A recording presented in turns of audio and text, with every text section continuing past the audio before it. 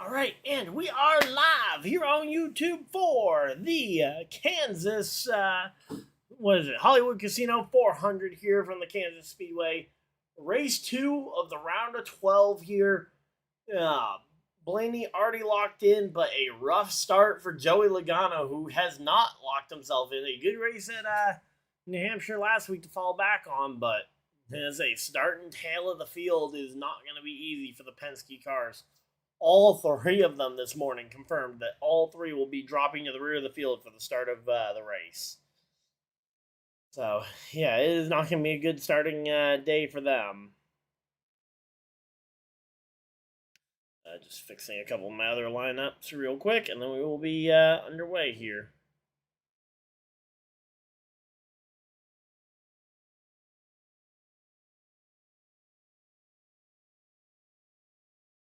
Alright, so yeah, we are just chilling out here. Hopefully everybody's having a good time. Boom, boom. Alright, but yeah, we are chilling. Let's see, how many people we got already popping in here? We got 2 people popping on in here already. Thank you guys for everybody that's decided to spend a portion of your very valuable Sunday afternoon here. Still up in the air as to whether I'll be streaming the night game or not. That decision will probably come sometime in stage 2, just depending on how tired I'm feeling at that point. But so yeah, football, definitely looking forward to that one.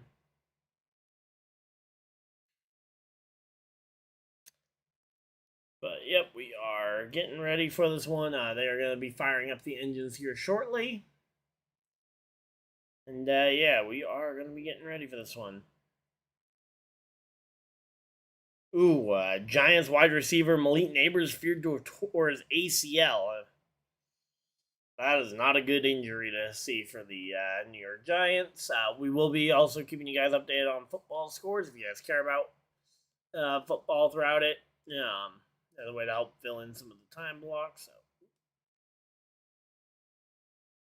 Alright, there we go.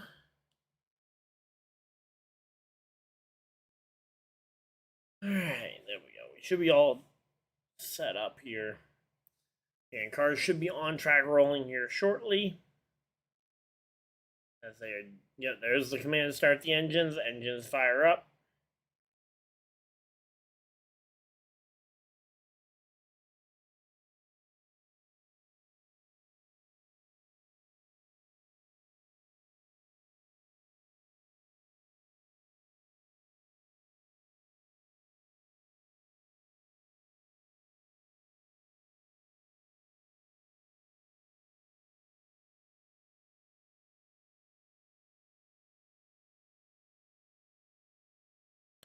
Alright, so yeah, we are getting ready to go. Also, let me know who you guys have winning this race. Oh, man. Definitely annoyed a little bit because they, when I went and loaded up my streaming software this morning, when I went to go get you ready, I realized that they took away a feature that I usually use. Not sure if that's one I can bring back. I'll have to work with that after this, but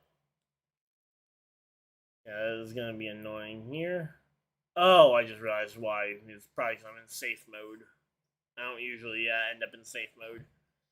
Ooh, 70-yard pass to Bijan. Let's go. Got Bijan and I've got Michael Penix in a couple different leagues. Alright, so there we go. I will say, as unfortunate as it is for the Giants, helps my dad's fantasy team because he has Wan'Dale Robinson, so that means he'll get more targets with Malik Neighbors out. I'd say for Giants fans, that's not much of a silver lining that Wan'Dale Robinson's there, although he's not a bad player by any stretch. It's just not preferred, and, well, you want preferred if you're trying to bring any semblance of that Giants team through. So, one last fantasy team I gotta fix here.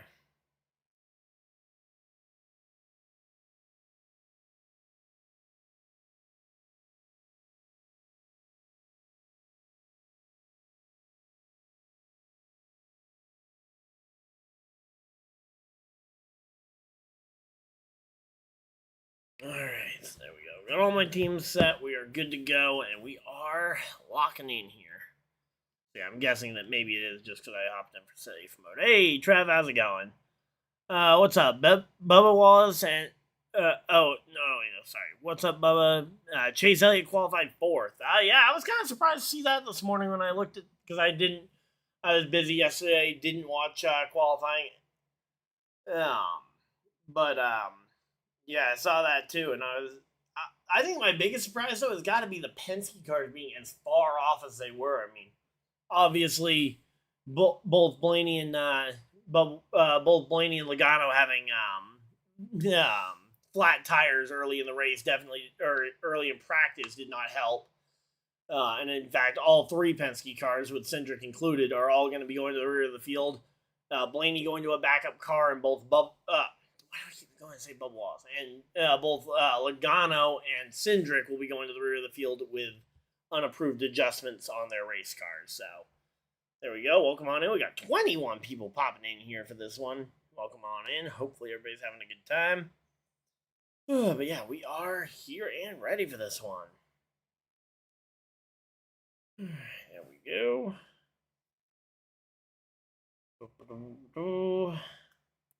It's been a hot minute since we've been here in the studio. We've been on the road the last 2 weeks down in Bristol and home track at New Hampshire Motor Speedway. But we are back home this week, and we are ready for some racing here. 3 p.m. We are pretty much right on schedule for the start of this one, as the cars are paling. Please tell me you've seen Elliott wreck at Bristol. I'd have to go ahead and double check to see if I have a video clip of it. I'm sure I saw it happen. Oh, I know. Because that was not the one I was streaming that one, so I wouldn't have a video clip of it. But yeah, I definitely saw it happen. There was a lot of wrecks going on left and right. But during the Cup race, I was also having to dance around people trying to move left and right. So I hope I caught it, but I'm not sure because, again, that was a long 2 weeks ago.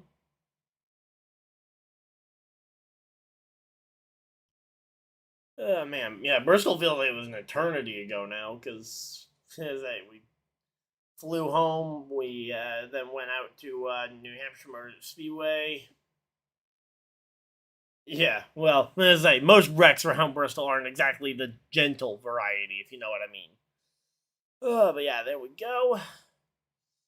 Again, we got Toyota did extremely well in qualifying, getting, what was that, 6 cars in the top 10? Let's see, 1, 2, 3, 4, 5, 6. Yeah, 6 of the top 10 are all Toyotas.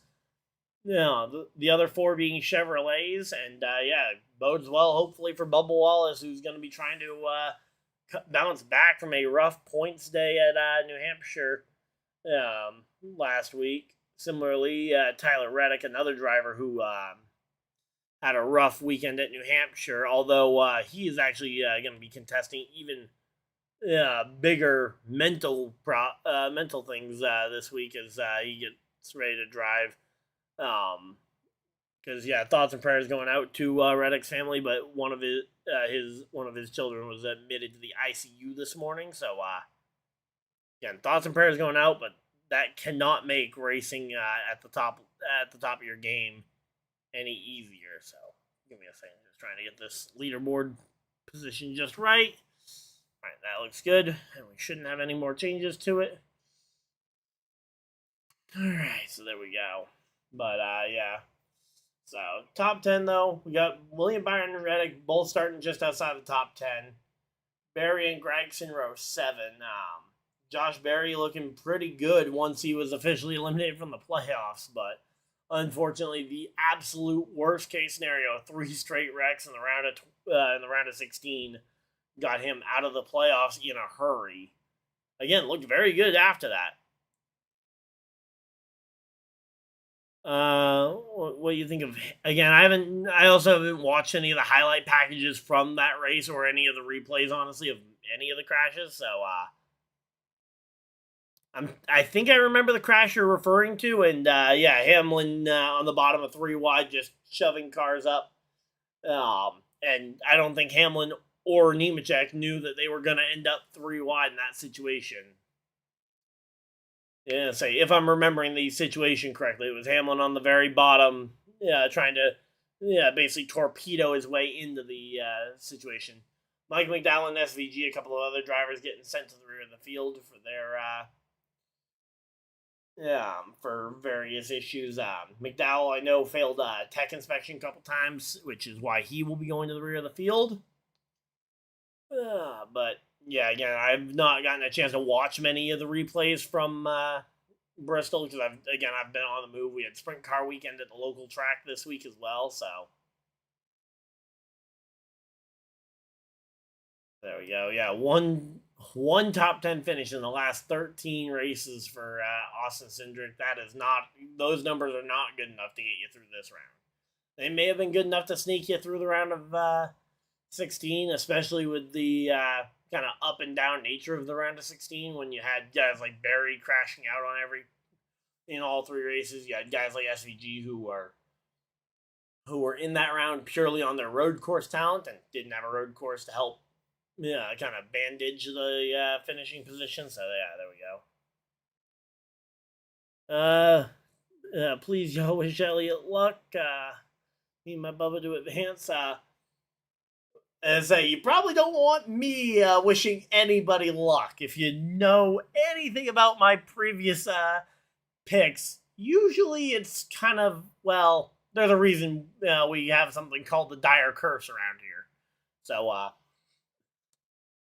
I will do my best not to mention Elliott going forward. But there we go.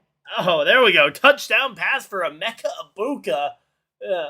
Pass to Emeka Ibuka from Baker Mayfield. Let's go. All right, I'm back into a position where I could win this week. Let's go. And I will keep you guys updated on some football stuff, since if you guys are watching me, it's probably a little hard to keep up with the football stuff too. If you guys have any specific teams or players you want me to specifically update you on, let me know. But I figure that'll be a way for us to help mitigate the amount of commercials that NASCAR loves to fit into these games. Go ahead and do a quick score update while they're pacing around. We got the Falcons in position to beat the Commanders right now, midway through the third quarter. Falcons are up 24-13 on the Marcus Mariota Commanders. Then you have the Giants leading the Chargers. What on earth? We got Texans up 6-0 over the 0-3 Titans. Eagles leading over the Buccaneers. And pace cars already pulling off, so we are going to be flipping right on over here. Here we go. Pace cars off, filled in the hands of the Toyotas as they go green, green, green. Green flags out. We are racing here in the great state of Kansas here. Kansas Speedway. Chase Briscoe leads them down to the green flag. These Toyotas looking fast in practice and qualifying. Question is, can they turn that into race pace here? Obviously, you got guys like Kyle Larson, Chase Elliott, who have come up big in this race before in years past, but the question is, can they do it today? You got Denny Hamlin, who's looking to clear Kyle Larson, and 3 wide Christopher Bell on the inside. Bell, Hocevar, and Elliott, 3 wide, battling it out for 4th place at the moment. And looks like it is going to be those upper 2 lanes of Hocevar and Elliott going to take the advantage. And we've got a couple of cars coming in for their pass-through for those pit stops, or those pass-through penalties. I initially assumed that those might have been a stop-and-go penalty or 2 for unapproved adjustments or something, but I thought I saw tires out there, so I don't know. Something weird is going on here, because cars on pit road this early is not normal. As the 2 JGR cars, Briscoe and Hamlin, continue to duel at the front of the field, just going at it for that top spot. Meanwhile, Kyle Larson has fallen about a half second back of the lead, which has given the leaders a little bit of breathing room to where they can challenge each other without risking wrecking each other out of this one. But so far, a lot of playoff drivers near the front of that field. In fact, the first non-playoff contender right now is Carson Hocevar in the 6th position. Then the only other one inside the top 10 that is not currently in the playoffs is Ty Gibbs, which he was he was one of the biggest storylines coming out of New Hampshire, which was obviously the contact between him and teammate Denny Hamlin last weekend at New Hampshire. I think it was just a bad choice of move. I mean, yeah, you probably should cut your playoff teammates a little bit of room. He was definitely blocking over aggressively, especially where they weren't racing for a lead. And it's not like he hasn't wrecked teammates before when racing them for playoff spots, but I also think the choice to just dump him that Denny Hamlin did was probably, and even Hamlin has said as much in some of his pre-race availability earlier, that, yeah, wrecking Ty Gibbs was probably too much, but hey, if it sends a signal and hopefully helps Ty Gibbs mature at some point, I'm all for it. So, and as Gibbs did decline to talk to the media yesterday after qualifying when they were looking for him, but again, I don't blame him a ton, but again, facing the media, even when you don't really want to answer their questions or when you can't answer their questions, I mean, learning the ability to just shut up and say no comment is part of that job. I mean, Hamlin, Bell, and Briscoe all said directly that they were not going to comment or couldn't comment on what was said at the team meeting this week. So, yeah, but again, Hamlin, fastest lap of the day so far as he trails right behind Briscoe. These two running 1-2 and trying to leave Larson as far back in the dust as they can, because the more they can make this a race just between the two of them, that will be and so that'll give them some breathing room to try out different lines, trying to maybe rubber in that high groove. But with Larson right there, as Larson starting to close in on the back bumper of Hamlin, you can't really experiment when Larson's right there, because then you end up giving up a spot. And giving any spot to Larson is not going to be a good thing, because Larson he'll take advantage when and if he gets a chance. So there we go. Looking to say Denny Hamlin 4 Kansas wins. Shock and surprise that he's going to be one of the favorites. Meanwhile, you got Larson, who is one of the better mile-and-a-half drivers as well. You've seen him dominate tracks like Homestead. We've seen him dominate this race in years past. Vegas, we've seen him look really good at. So, and I say, some of the best drivers in the Cup Series getting to fight at the front of the field. One of the best things about race day. Meanwhile, you've got, they're showing the side-by-side picture here. We got Ross Chastain in the battle for 8th place, trying to tangle with Ty Gibbs there a little bit. That's a playoff driver, Ty Gibbs, that you can feel free to go ahead and race as hard as you want. Playoff bubble currently as they run. Chastain 2 points above the cut line. Logano and Reddick both 2 points below each of them, are both 2 points below the cut line. So, Reddick and Logano going to be two of the guys looking to try and gain as many spots as possible here, because they need the positions. And Chastain, is going to be trying to gain those as well, because he's got to put some distance between himself and those other two chasing him. Oh, but yeah, we are chilling here. Wow, we got 72 people. Wow. Thank you guys for everybody that's decided to spend a portion of your very valuable Sunday here with us. Bubba Wallace and Austin Hendrick, they're both much further back, and I think probably both need a win if they're going to advance out of this round. Yeah, Bubba Wallace more specifically because of how bad he's been at the road courses with the Charlotte Roval next week.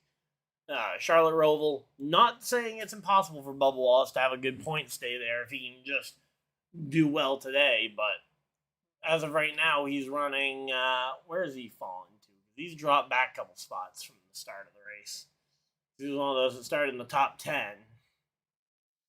I'll have to wait and see when it cycles around on the spinning thing. Okay, so Bubba Wallace has dropped to 13th place here to start this one. So he's dropped back a little bit. And so he needs a good day today and a good day at Kansas if he's not going to win as a way to advance. So we'll have to keep an eye on that throughout the day. But as of right now, Bubba Wallace is going the wrong direction while trailing in points. Again, Tyler Reddick hanging on to a top 5 spot. It's not great. It's not pretty, but so far it is enough for him to at least be within striking distance. And honestly, between himself and Bubba, he is the better road course racer. So if he needs to gain a couple of points at the Charlotte Roval next week, that would be the driver I would expect. So going having his best year. He hasn't had his best last 3 years, which ironically have ended in 2 championship runs for him. So, yeah, I mean, it has definitely not been Joey Logano's best season, but if he can just find a way to advance, I mean, last year he was eliminated on points prior to the Alex Bowman penalty following the Roval race. So, Joey Logano, he's been in this situation before, but you'd much rather see him advance more naturally than last year, because I think a lot of NASCAR fans were up in arms last year. Granted, I think they got the Bowman penalty correct, but just the fact that a driver who had been struggling as bad as he had been, getting through on a essentially a judgment call at the in the post-race tech inspection line. And leading to a driver like that getting, that was definitely an interesting situation last year.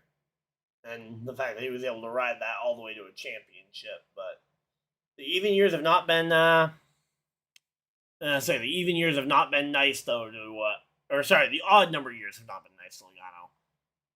Love the stream. I gotta ask, how do you think Jones will do next season? Well, first off, thank you for mentioning that you enjoy the streams, because I've been doing this for a while, and I'm assuming you're referring to Eric, but you could also be talking about Brandon Jones, who actually won the Kansas race yesterday. So I'm gonna say, if you're talking Eric Jones, I think he stays right with that 43 car. I think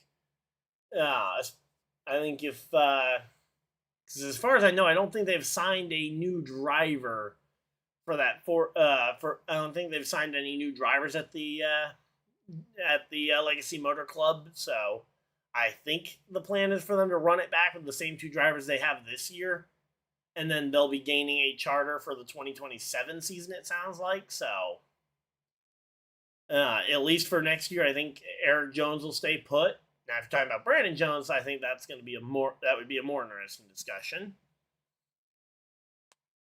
But Eric Jones, though, again, he's running very well in that 43 car, and honestly, I think he could elevate the Legacy Motor Club from what I think a lot of people saw them as coming into the season as a kind of tier 3, almost field filler, in that kind of 20th to 25th place range, to they're legit top 10, top 15 contenders on a semi-regular basis, and definitely in terms of overall finishing position, probably somewhere between 22nd and as high up as like 18th if you're looking at overall point standing. So there we go.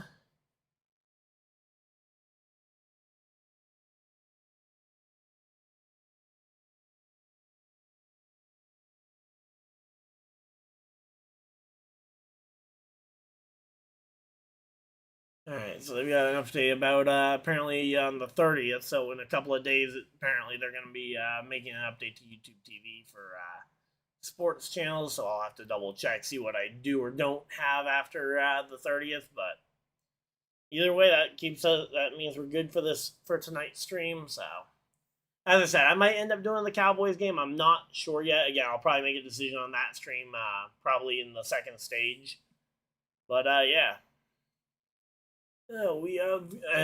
Denny Hamlin made a pass on Briscoe while we were talking Eric Jones there. Denny Hamlin passes Briscoe for the lead and takes off. Denny Hamlin over a 3/4 of a second lead on Briscoe now. Hamlin, I don't know if that's just him conserving the tires better than Briscoe. Maybe Briscoe falling off a bit. I'd have to look at the time charts, see where he is compared to his best laps, but it also could just be that Denny Hamlin wasn't passing his teammate for the longest time. Started to feel some pressure from Larson, and decided to just take off and run as fast as he could. And I say now Hamlin a full second out ahead of Chase Briscoe. Kyle Larson closing in on the back bumper of Briscoe. Meanwhile, we've got Bubba Wallace, who's under fire from Zane Smith right now in that 38 car, fighting it out in the middle of the pack here. Again, right now, Bubba Wallace, he cannot afford to have a mediocre day. And again, 14th, 15th, not normally what we would consider a bad day, but I say Bubba Wallace can't afford anything less than probably a good to great day. Yeah, as he's currently, with the points that they run, he is 30 points shy of the cut line. Logano has now moved above the cut line, moving Reddick down below. So you got Reddick 3 points out, Chastain 4 points out as they currently run. So again, this battle down the stretch is going to be interesting as we get ready to roll here. All three Team Penske cars have made a bit of improvement as they've gone throughout the race. Logano making the most of it as he has passed more cars than anybody else. Blaney right in his tire tracks, passing a very similar percentage of cars. And then you got Hendrick, who I believe is a little further up the road.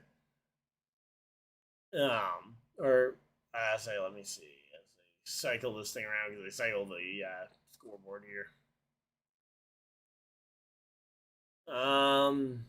Hendrick is up a few spots higher than Blaney and Logano. Although he qualified further up the field as well. And Mike McDowell, SVG, both a lap down. Those must have been the two cars we saw on pit road immediately. Not sure as to what caused them both to come down pit road at that point, but that is an unfortunate circumstance. Hopefully McDowell can maybe get a free pass when the first caution comes out, although as of right now, I have no idea when or if we're going to get a caution before the end of stage one, which if we don't, there will be a full cycle of green flag pit stops that might leave people a lap down. Not to mention with just the sheer pace that Denny Hamlin has, he's going to catch the back of the field here probably sooner rather than later. As we're already 27 laps in the books here. And Logano continuing to advance that playoff bubble. So as long as he can stay out of trouble here as he's making his way through the field. And yes, there we go. Denny Hamlin passing the 44. J.J. Yaley he has caught the back of the field and is starting to put other cars a lap down. But Joe Logano, if he can just avoid trouble today, have a steady march up the leaderboard, finish in the top 10, he should put himself in a solid position as long as he can avoid trouble at the Roval, which is easier said than done.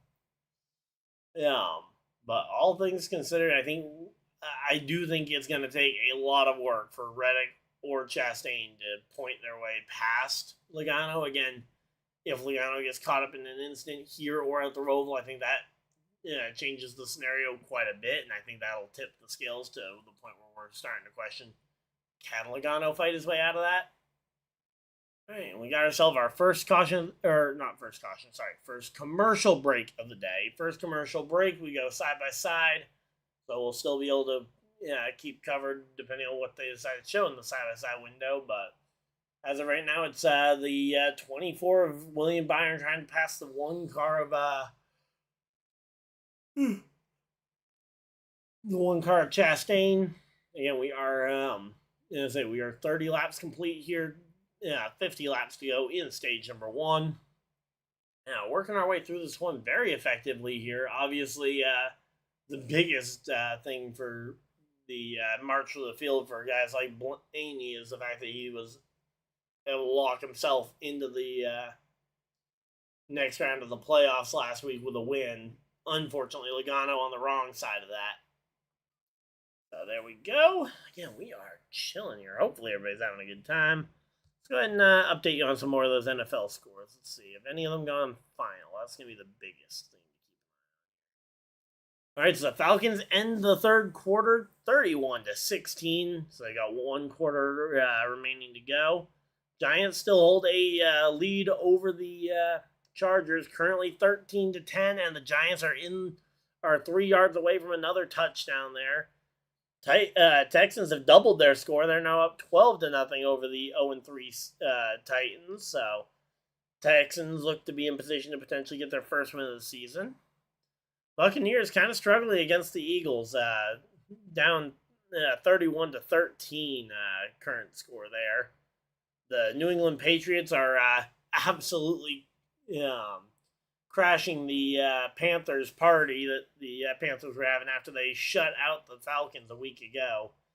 Just such a weird way the season goes. You go from shutting out what we thought was maybe an okay team, and clearly after that shutout, we started to think, okay, maybe the Panthers were better than we thought. And then the Patriots go and completely obliterate them. 35-6 right now, the score. Still working through the final minutes of the third quarter there. And the Bills have a 21-16 lead over the Saints in their game. And the Lions and Browns also going at it. 20-10 the score there as we are back from commercial break. And Bubba Wallace hits pit road. Bubba Wallace coming to pit road. Perfect timing.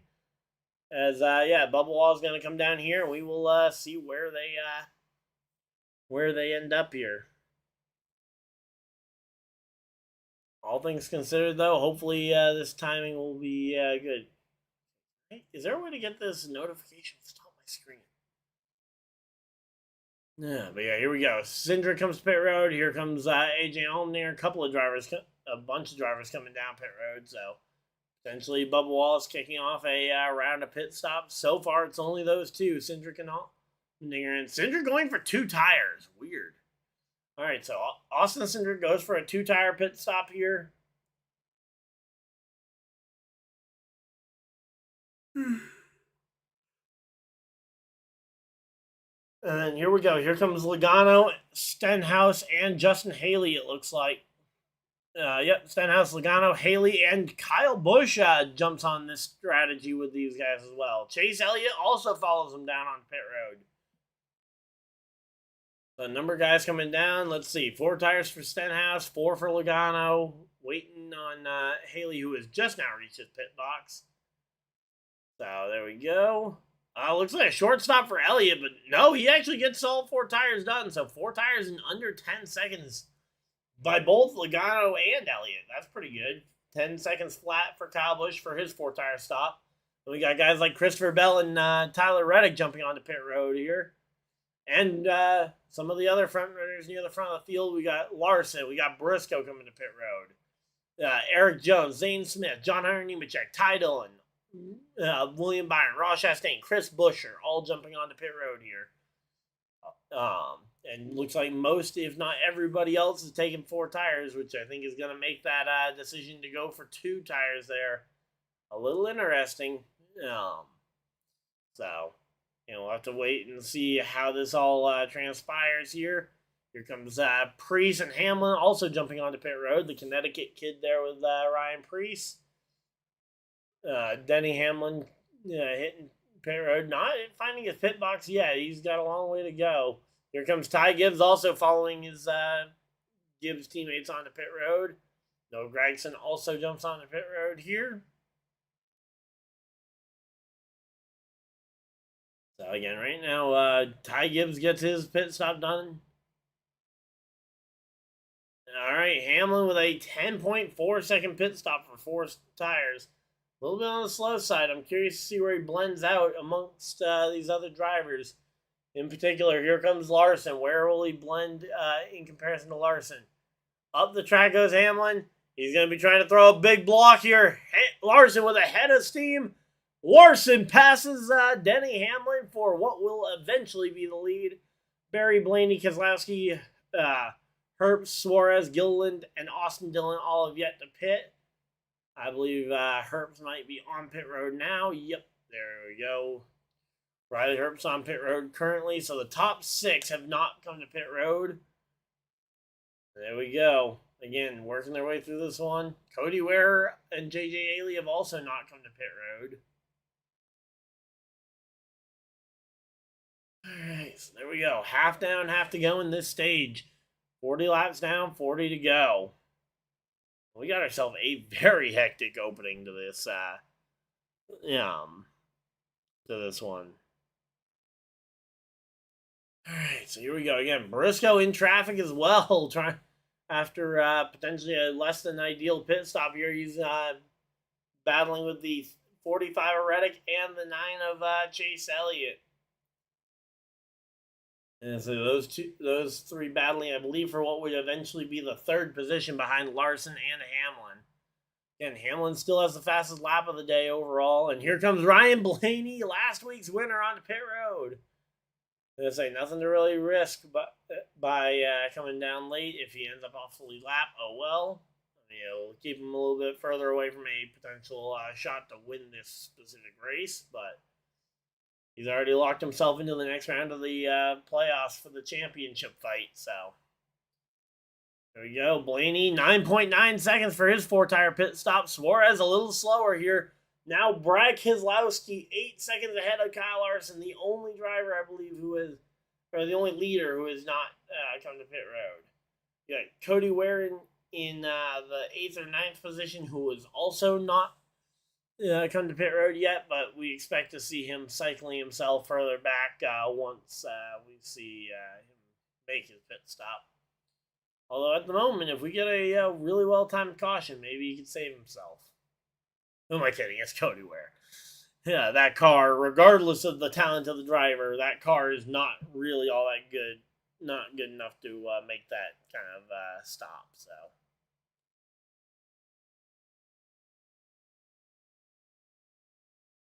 All right, so there we go. Again, Brad Keselowski out in front of the field. Hamlin drives up and passes Larson. Hamlin makes a pass on Larson. There's a statement there. I'm going to say, Hamlin, he got passed by Larson on the cycling of pit stops there, but he manages to get by Larson and then tries to pin him behind a lap car to give himself a little bit extra breathing room here. Although he doesn't have a teammate at the front to battle with at the moment, so it's not like he's going to be experimenting in terms of passing cars. He's just going to try and run further and further away. And with only 35 laps to go, I'm kind of curious to see if he can manage to run away for the entire remainder of this stage. No way Keselowski makes it to the end of this stage on fuel, so I don't really know what the strategy is that he's trying to employ outside of praying for a caution, which... Alright, so there we go. Yeah, we're just chilling out here. Hopefully everybody's having a good time. Yeah, we are. We got ourselves a pretty good race going here. 36 to go. Reddick, Briscoe, and Bell now battling it out for the for that 4th position. Briscoe looks like he may have finally put a little bit of distance between himself, and here comes Keselowski down pit road. So Brad Keselowski trying to hold on as long as humanly possible to see if he can get the car to stay out there.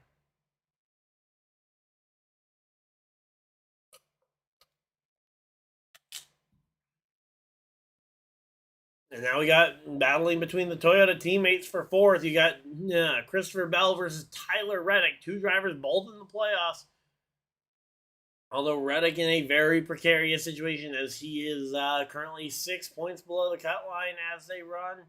And Christopher Bell is well above the cut line after a honestly fairly respectable finish at New Hampshire, although it was not up to his normal standards. Although when your normal standard is win, win, win, it's kind of hard to live up to those standards every single time. So there we go. Christopher Bell is able to clear in front of Tyler Reddick. Reddick gets to that back corner, looks to the bottom of the racetrack, trying to make a move. But ultimately, I believe he will end up just filtering in line behind Christopher Bell here. And again, Denny Hamlin back out in front and continuing to rack up laps led at this point. So there we go. And I say, number 11, the winningest number in NASCAR history there. Between guys like Ned Jarrett, obviously Denny Hamlin. It was also the number for Cale Yarborough in his 3 championships. Darrell Waltrip won a championship or 2 in the number as well. So a very historic number when it comes to wins and championships. Well, aside from Denny Hamlin on the championships front. And yes, I did have to say that. All right, now we go to a full screen commercial break. So let's see. Is there any updates? No real updates. Giants did score, so they are now up 21-18 over the Chargers as they are in the closing minutes of their third quarter. And the Patriots put up another score, so they're up now 42-6 on the Panthers. Texans scored again, so they are up now 19 to nothing over the Titans. So potentially the Texans trying to make a statement that, hey, we've woken up now. We are here and ready to contend for a playoff spot, which I would probably have done that before the third week of the season. But unfortunately, in that division with the Jaguars, Colts, and Titans, you probably can wait until you can. That's probably about the only division you can wait a month into the season before actually starting to try and actually making a push for the championship. Because the Bengals try that in the AFC North, but that just does not seem to work out. And then obviously this year, Burrow down with an injury that'll keep him out for a while.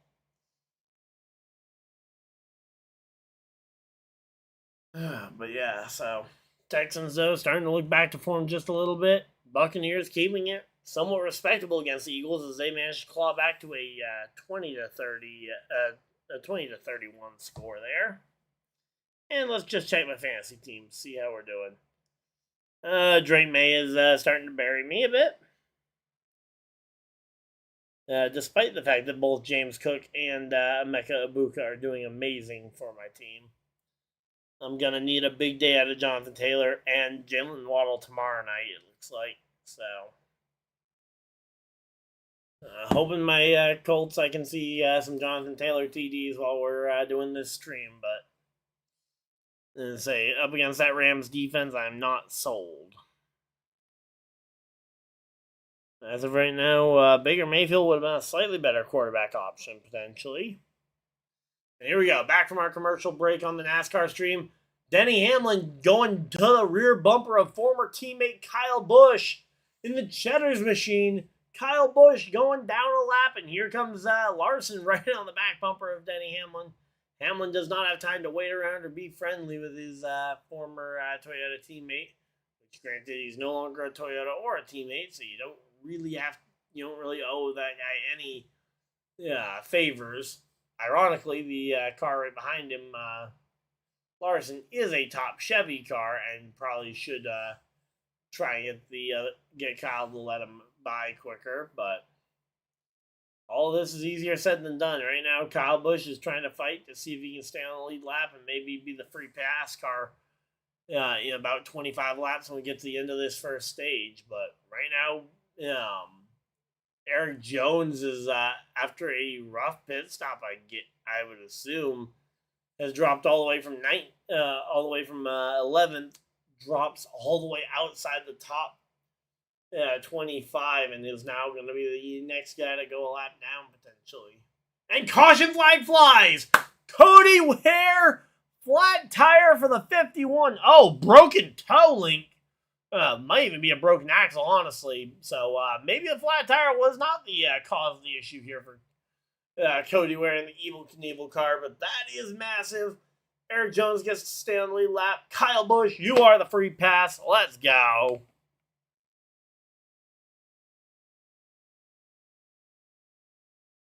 There we go. All right, let's see. Oh, yeah, something goes wrong on that car before he hits the wall, so I'm guessing flat tire sends him up the track, and then hitting that wall is what breaks that toe link. So yeah, rough outing for the number 51 car. It's a beautiful Evel Knievel tribute car, I believe. But yeah, there we go. Caution flag flies. We get a chance to take a short breather here, catch our breath as we get ready for a run down the end of this first stage.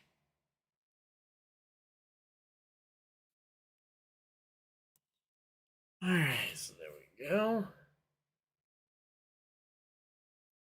Yep, Texans definitely looking back to form as they're now granted they're beating the Titans, who might just be one of the worst teams in the league, which is again why I've been telling everybody. If you guys don't know, I'm a Colts fan. I've had a number of people asking me about the Daniel Jones thing, and I've said I'm not buying into the hype yet. And I've kind of set the loose expectation that, hey, if we beat the Rams later today, then I'll start to buy into that hype. So,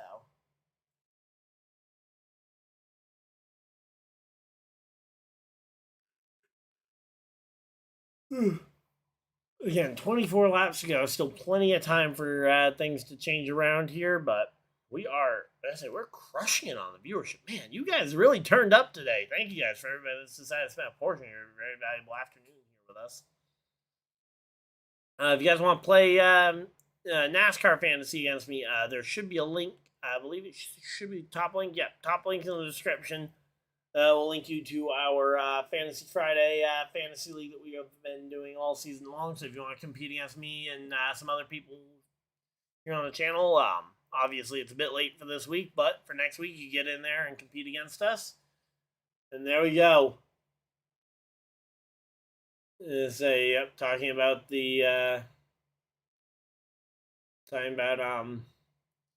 Reddick's child who is waiting for answers, and massive prayers going out to the family, to the Reddick family there. I'm trying to see if they got the kid's name.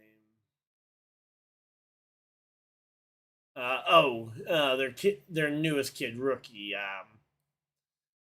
is the kid that is in the ICU. So again, thoughts and prayers going out to the Reddick family. Hoping for the best, but I can't imagine being Tyler Reddick and trying to focus on his day job of driving race cars at the edge of control while not knowing the status of your kid. I mean, obviously, he's a playoff driver. He he can't really afford to just miss this race. Yeah, and so far he's doing almost everything he needs to try and solidify a spot in the playoffs. He's running top 5, going to earn top 5 stage points, and very much could be a factor when the end of the race comes around.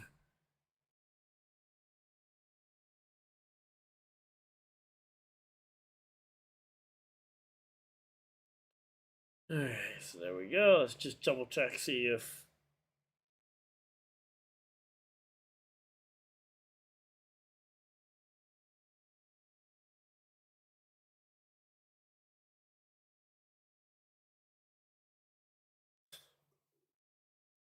Alright, so there we go. They're towing the 51 car back to the garage. Gonna give the 51 a chance to try and work on that car, send them back out, and they will get one attempt to try and meet minimum speed. Otherwise, but yeah, that was okay. From the onboard, it's pretty obvious. Yeah, he blows a right front.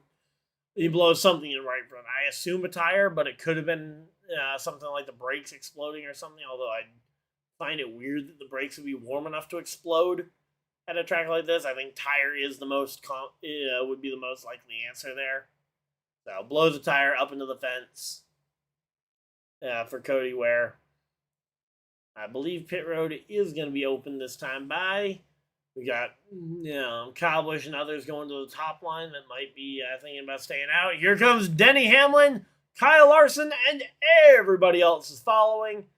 Everybody wants these fresh tires for the potential like 15 to 20 lap dash, knowing that these stage points are going to be important. Every playoff driver's coming down here, and several non-playoff cars that just don't want to lose all that track position. So, as I say, especially considering the caution is out for a tire going bad. You say none of these drivers want to be the next driver to find out that, oh yeah, our tires probably weren't the best options here. There we go. Denny Hamlin, 2 tires, wins the race off pit road. Kyle Larson with 4, Bell with 4, Logano with 2, jumping up 13 spots here. Briscoe with 4, Elliott with 4, coming off pit road. So, say Joey Logano taking a massive risk here to try and jump up enough spots to try and gain the track position here.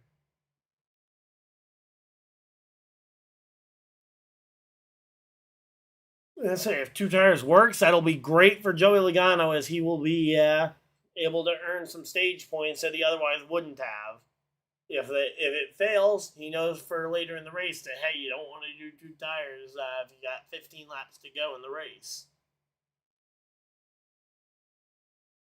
But most everybody else is going with 4 tires. They played it safe, and they're going to see if they can take advantage of those 4 tires to win this stage. So, again, currently 20 laps to go. We are under a commercial break, so you guys are not missing anything here. And speaking of not missing anything, let's go ahead and refresh our football feed. All right, the Commanders bring it back to a difference of exactly 7 points right now, 24-31. There is definitely room for the Commanders to make that comeback happen. Only 4 minutes remain, and the Falcons have the football. If the Falcons are able to score another touchdown, that might put the game out of reach. Chargers have the ball, but it's 4th and short for the Chargers, so they're going to have to figure out what they're going to do there. But they're trailing the Giants right now in the 4th quarter. Giants might be set for a massive upset here. Again, Texans, we already talked about them. They're up 26-0 over the Titans with 3 minutes remaining.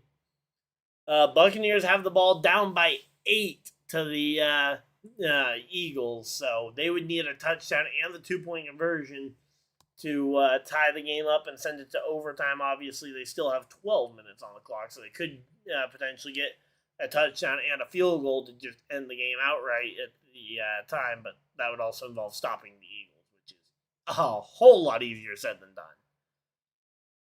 Patriots Panthers, that's still a 42-6 blowout. The Bills put another touchdown up, so they're now 9 points clear of the Saints, and they have the ball with 7 minutes remaining. So it looks like they will be able to hang on here.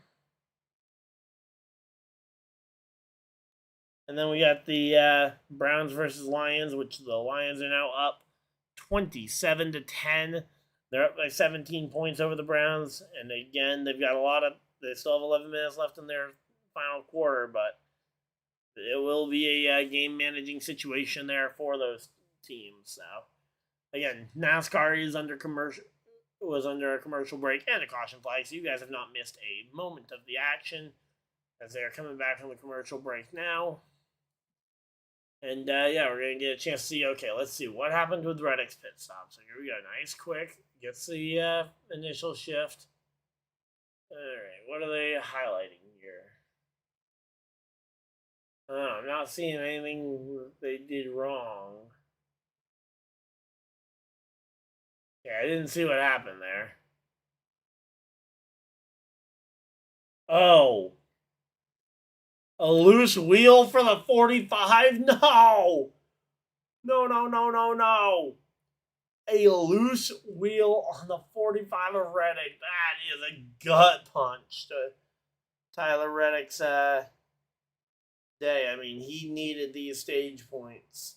And now that Logano's in position for them and he isn't, that is going to be an awful way to end this first stage. Obviously, still 2 stages to go. He can still win in advance, but this just became a whole lot harder. Let's go ahead and skip around to ads, and there we go. All right, they're doubled up. We're ready to go back racing. Again, it's Hamlin on 2 tires, Larson, Bell both on 4, Logano on 2. Pretty much everybody else is on 4. Briscoe, Elliott, Gibbs, Hocevar, Busher, Byron, Bubba Wallace, Chastain, the top 12. Zane Smith, Stenhouse, the top 15. Pace car is off. Field in the hands of Larson and Hamlin. Green flags out. We are racing here at Kansas. The 2 drivers on 2 tires, both on the inside line. You got Denny Hamlin, and now you got Logano trying to see if he can get clear of the 5 car. So far, only Hamlin's been able to do it. Hamlin clears in front of Kyle Larson again. So Hamlin trying his best to clear in front of Larson, trying to put himself in a position to play defense here as Christopher Bell looks to the inside of Kyle Larson and is going to start making it harder for guys like Joey Logano to try and gain in these spots here. And here we go. Chase Elliott, aggressive on the bottom of the racetrack. Here comes Chase Elliott, looking for some track position, trying to get some points here nearing the end of the stage. 3 wide on the bottom for Chase Elliott, and he clears them both. He clears both Bell and Larson. Christopher Bell and Larson clearing one swell move there by Chase Elliott. That was incredible. And here we go. Joey Logano looks like he has settled into the 5th position here as Larson and Bell continue to battle it out for 3rd place here after they both just watched Chase Elliott swoop right on by them. That is incredible. Again, just one of the coolest moves I've seen in a minute. And we got 3 wide behind Logano as well, as we got Briscoe, we got the 1 car Chastain, and we got the 77 at Hocevar, who does not care who he's racing. He's going to race tough.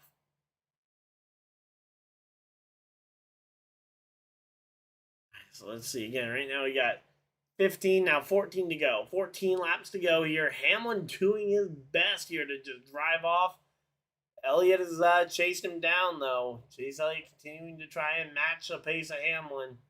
So, with the points as they run right now, Briscoe is now the first driver on the outside looking in.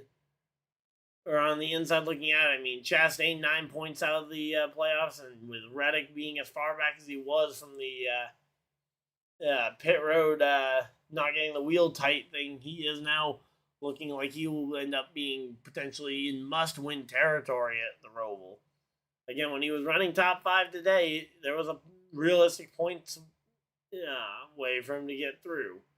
If he does not find his way back, though, to that top 5, it is going to be all aboard the must-win train for 2311 at the Roval. And 2 cars, only one of them can advance. You got the 23 of Reddick, or 23 of Wallace, the 45 of Reddick, and they are potentially both going to be a must-wins going into the Charlotte Roval next week. There we go. Again, right now, Hamlin, Larson, and even Elliott don't really need to win here. It's just about collecting as many points as humanly possible here. And speaking of collecting as many points as humanly possible, looking to the bottom goes Larson, looking to the inside of Chase Elliott. Not going to make a move on his teammate this time around, but he is certainly starting to size up potential moves on the 9 car to try and take a shot at the lead.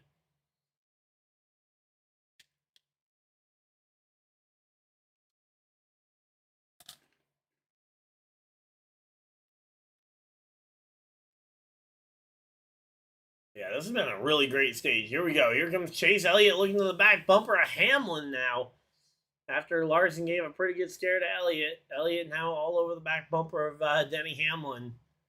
So Elliott coming alive here. Going to see if he can pull something off. To the bottom of the racetrack goes the 9 car. 9 car not going to be able to get to the inside of Denny Hamlin. He will have to fall back in line here. Briscoe in 9 points above the cut line. Chastain 9 points below. Those are the only 2 drivers right now in a realistic spot to potentially point their way to the playoffs with the kinds of races they're running right now. Again, Joey Logano well above that cut line as he is currently in the 5th position, and he came in with a double-digit points lead, but again, the way he was running further in the back, he was not going to stand much of a chance, so. So there we go again. Chase Elliott doing the best he can to just run him down, try and make Hamlin use up his stuff. 10 laps to go, coming to 9. 9 more times around here. Nice to see Larson and Elliott holding up. Hey, I love seeing that.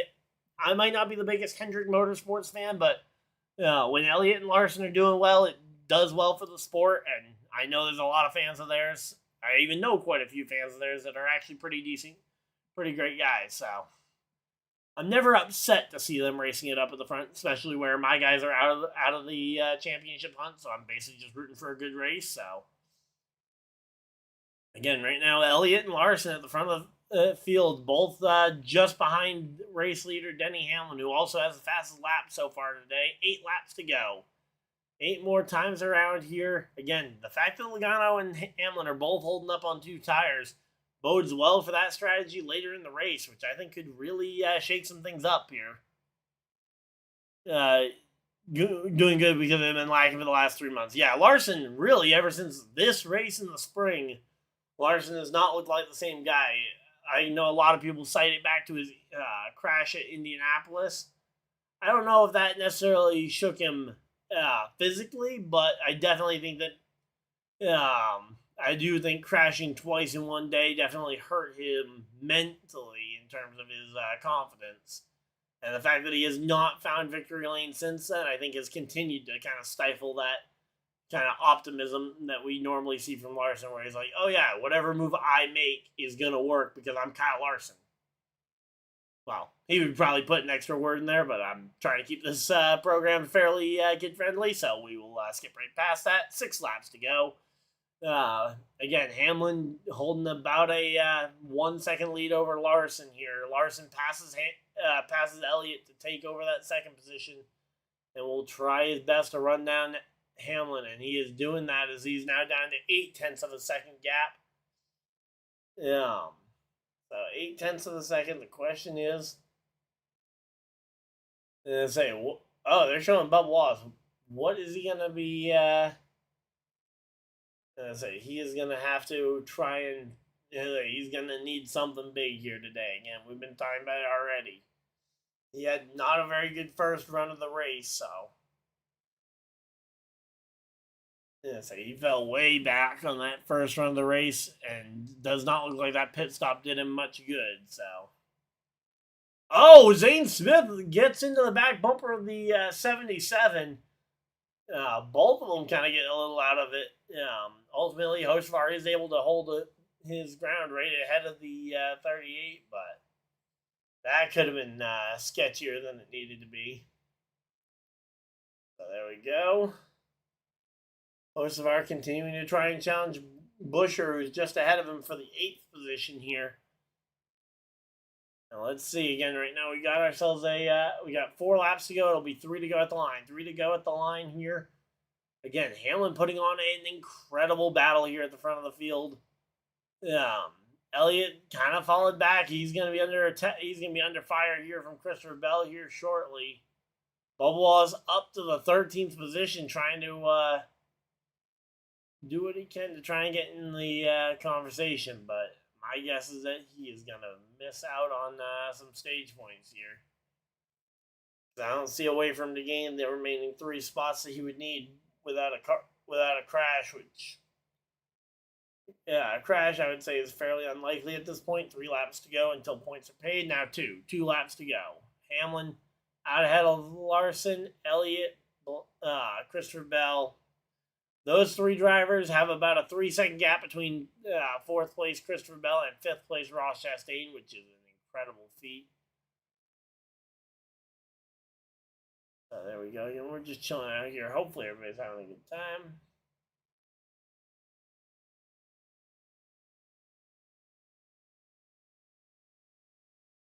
Alright, so here we go. White flag is out. 1 lap to go in stage number 1. 1 lap to go. Hamlin with a half-second lead. He should be able to hold off Kyle Larson here.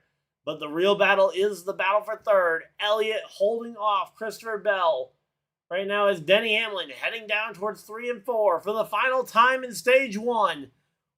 Denny Hamlin up against the wall. No other cars in sight. There's Kyle Larson at the last second when they go to a wider camera angle. Denny Hamlin wins stage 1. Chase Elliott will get 3rd over Christopher Bell. So there we go. Elliott, Larson, both getting some much-needed stage points there, especially for Chase Elliott. Bell 4th.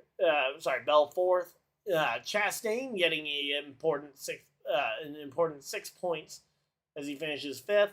Briscoe, Logano, Busher, Zane Smith, and Carson Hocevar. Logano getting some important points as well to try and help cushion himself against a potential Tyler Reddick run towards that playoff. Yeah, or even Ross Chastain. So, Joey Logano doing Joey Logano things, holding on to a very thin margin here. And finding ways to make it go. So, all right, here we go. Refreshing the football scores. Let's see if there's any updates. Commanders down by 10 now. 24-34. The score with only 1:34 left on the clock. Okay, so the Falcons are going to win that game over the Washington Commanders. Giants are in field goal range easily. they might have a shot at a TD here.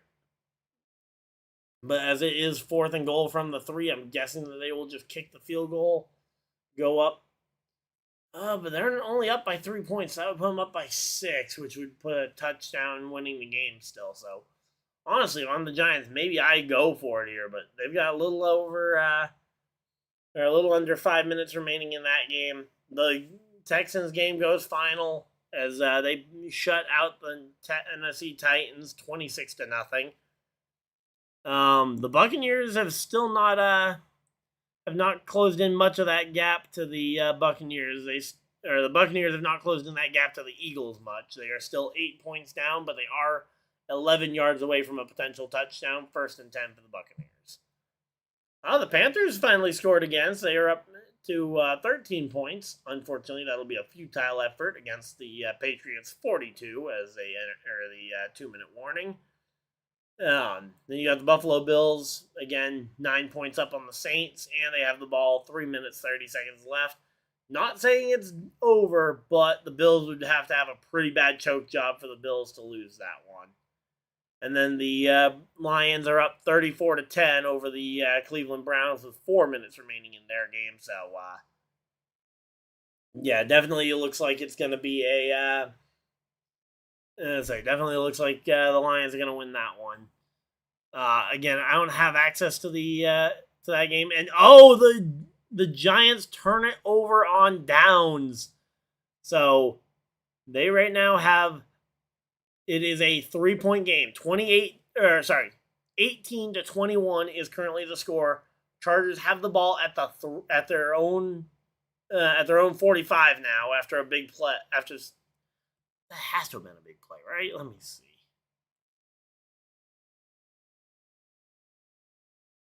Yeah, the Chargers are gonna have to try and drive down that field and see if they can get another shot at this one. But that is gonna be a rough one here.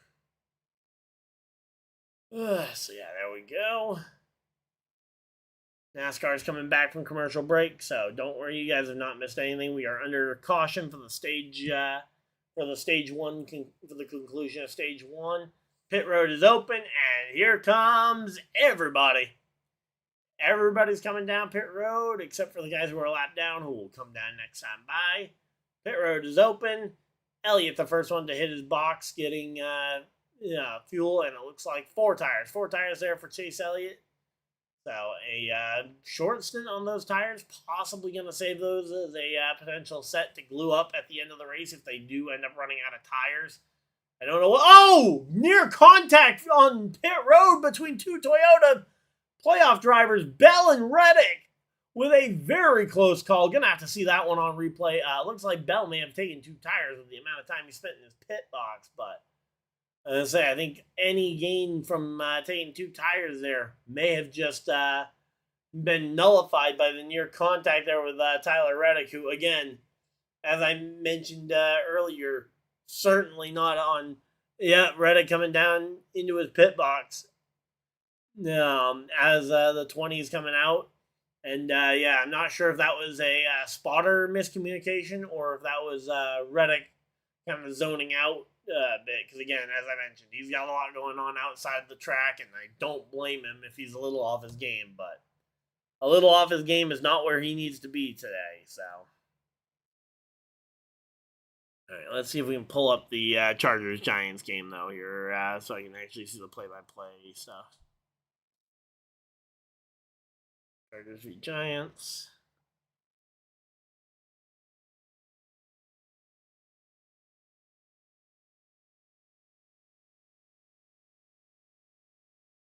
Nope, doesn't look like it.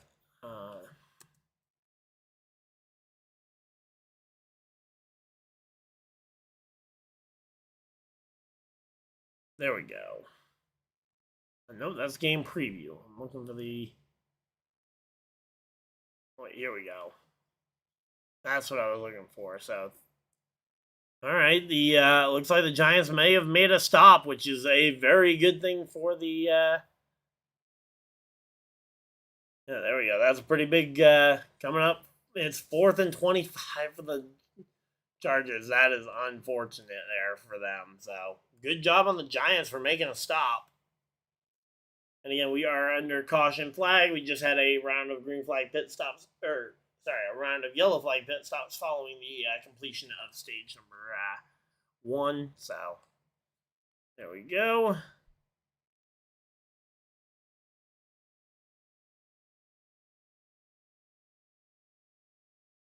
Now, let's see. Did any of the other games go final or have any big moments happen? No. The Commanders game does officially go final. The Commanders did score another field goal, but ultimately a futile effort as the Commanders fall to the Falcons. We got the Buccaneers still trying to drive down the field against the Eagles. 1st and 10.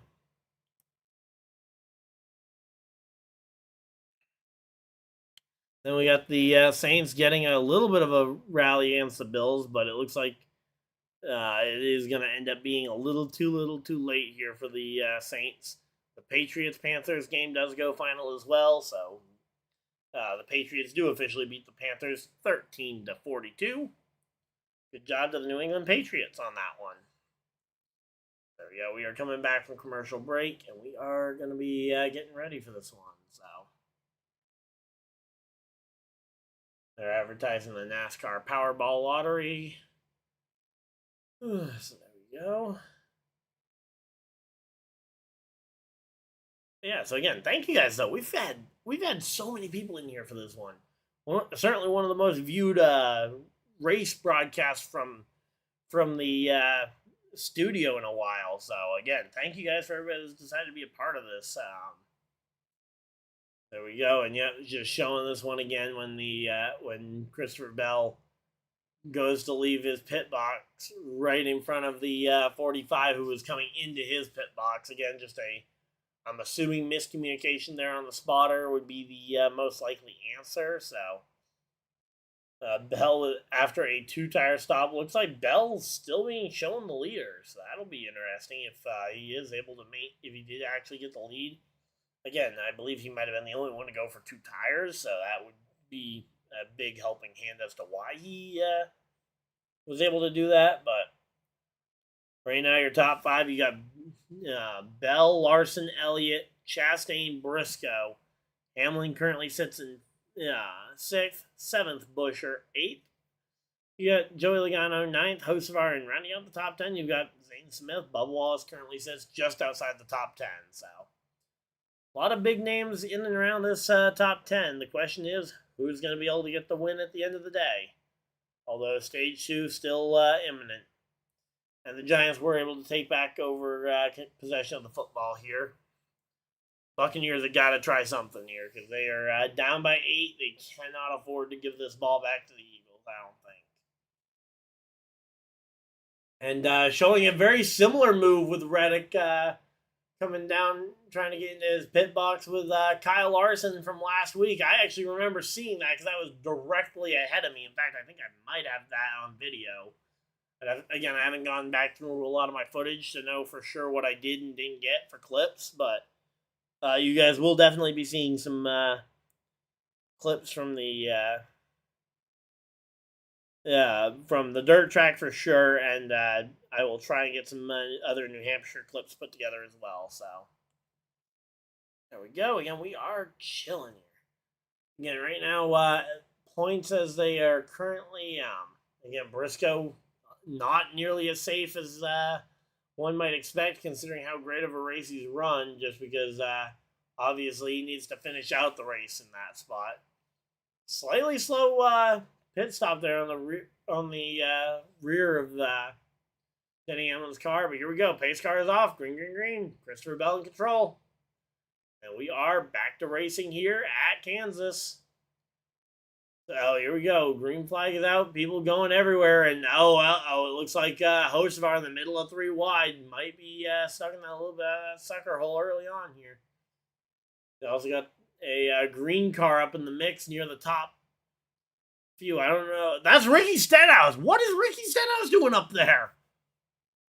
Man, Ricky Stenhouse Jr. getting up in the mix here, getting involved, jumping up ahead of his former car, the 17 at Roush Fenway.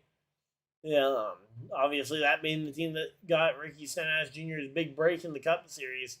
Now Stenhouse looking to try and keep his career afloat at the 47. Although there's been rumors swirling that maybe that charter could be a charter for sale at some point.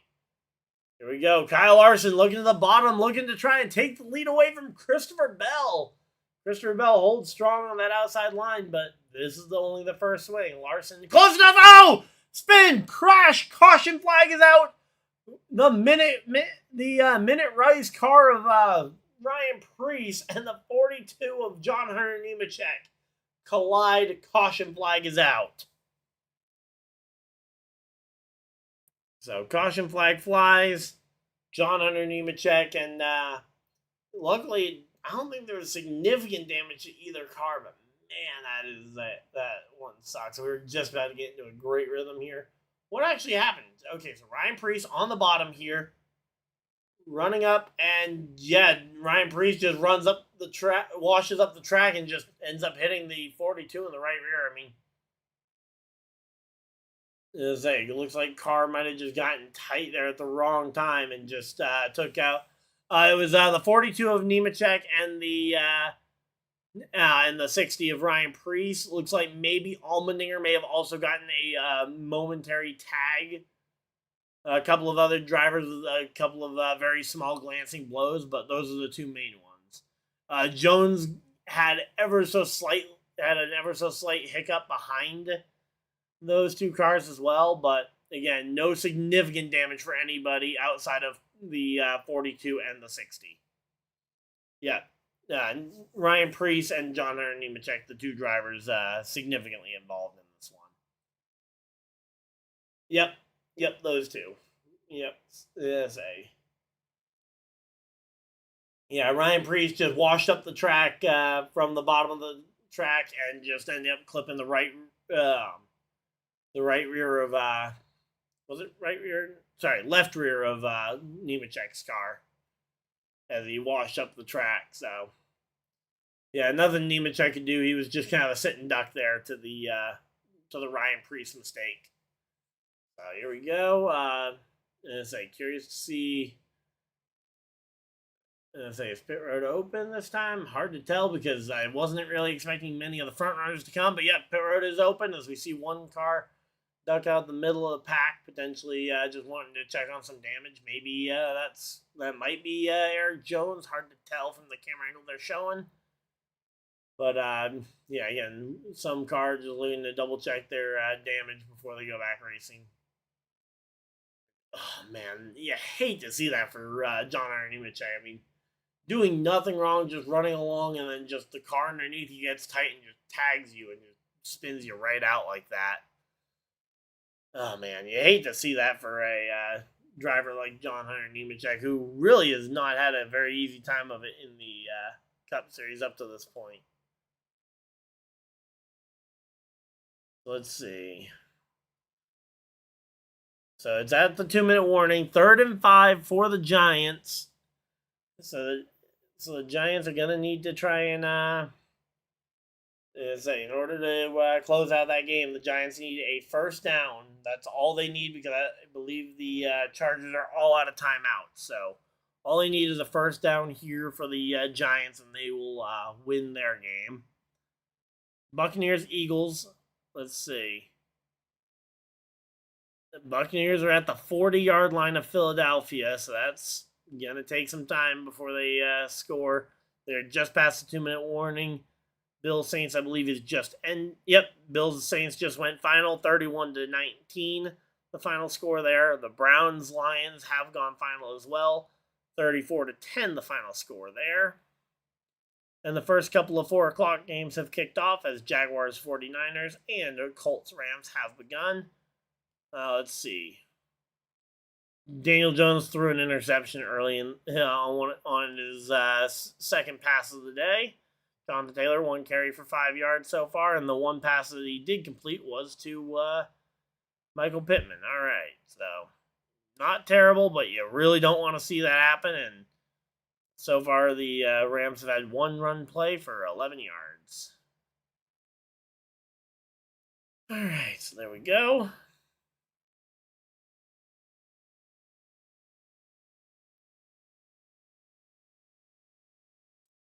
I think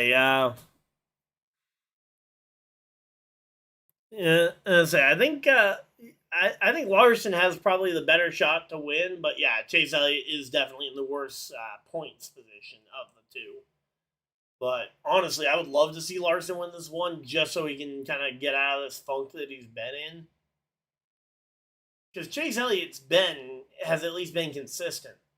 Larson's been anything but consistent, but luckily he's had the speed when he's needed it, and that's kind of the thing. I think giving people a lot more hope in him is that when the moment starts to rise for example, in the round 8, if you need him to come up big at Vegas, Larson's the kind of guy who can rise to that occasion versus Elliott, who has shown himself to be a very consistent, very steady, top 10 driver, which will do very well at helping you advance to these first 2 rounds of the playoffs. But once you get to that round of 8 where you need to come up big, the ability to rise to that occasion, Elliott has Martinsville, which might be a spot that he can rise to that occasion, but for the most part, he has not shown a whole lot of that ability, especially in the next-gen car.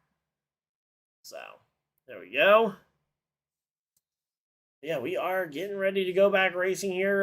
They just did the choose cone. We got Toyota teammates Bell and Hamlin on the inside. Hendrick teammates starting on the outside line.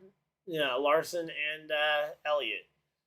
Ricky Stenhouse Jr. and Ross Chastain make up a very chaotic row number 3. Then you got Buescher and Briscoe, a very solid row 4. There we go. Again, we'll be going back racing here shortly, as we will be racing here. Let's see. So 94 laps complete so far. You got 85 laps in this stage. We'll have completed 14 of them when we take the green flag. Again, pace car still out in front of the field. Hope Elliott pushes Larson. Well, at the moment, I don't think there's going to be much choice. I think they're going to be pretty much guaranteed to push each other here. But here we go. Pace car is off. Field in the hands of Larson and Bell. Green, green, green. Green flag is out. We are racing here at Kansas. As looks like Bell is going to clear the outside line. Denny Hamlin, though, no sort of run coming from behind him. Ricky Stenhouse Jr. seemed to lay way off the back bumper and did not help Hamlin much at all. So Hamlin is going to have to settle for jumping up in line in 4th position right now, as everybody's kind of just trying to single file out, it looks like, at least for a very slim moment, as we go 3 wide right behind Hamlin, as we got Ross Chastain, Ricky Stenhouse Jr., and Chase Briscoe mixing it up back there. So, there we go. But yeah, so far, though, we've got... and there we go. Larson to the outside of Christopher Bell. Larson makes... Larson gets passed back by. Bell makes the crossover move and is able to pass right back by Kyle Larson. Chase Elliott right in behind them as well. It is a 3-car battle for the lead. Larson looking to the bottom of Bell. Not able to get there at the start-finish line. Bell, though, all the way to the top of the boards. Larson going to try and slide job up ahead of him.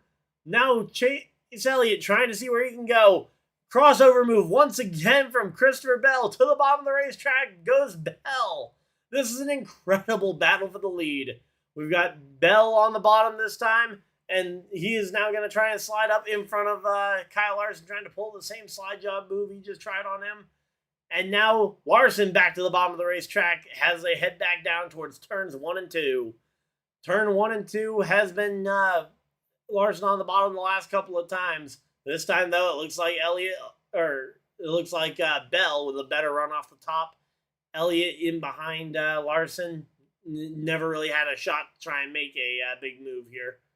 This time, Larson to the bottom of 3 and 4 as well. Going to see what he can do. And what he can do is not much, as he pulls back in line behind Christopher Bell. And Denny Hamlin entering this picture, trying to make this a 4-car battle for the lead here. as we are about to cross lap number 100 here. There we go.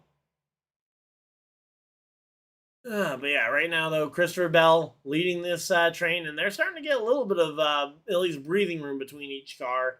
And say Larson's still looking to the bottom, though, trying to gain whatever momentum he can, which I will say that Kansas is very much a Kyle Larson type track. You can move all over the track trying to find speed, and that is one of those things that Kyle Larson does so well, is being able to move up the track, down the track, being able to find places to gain a tenth or two.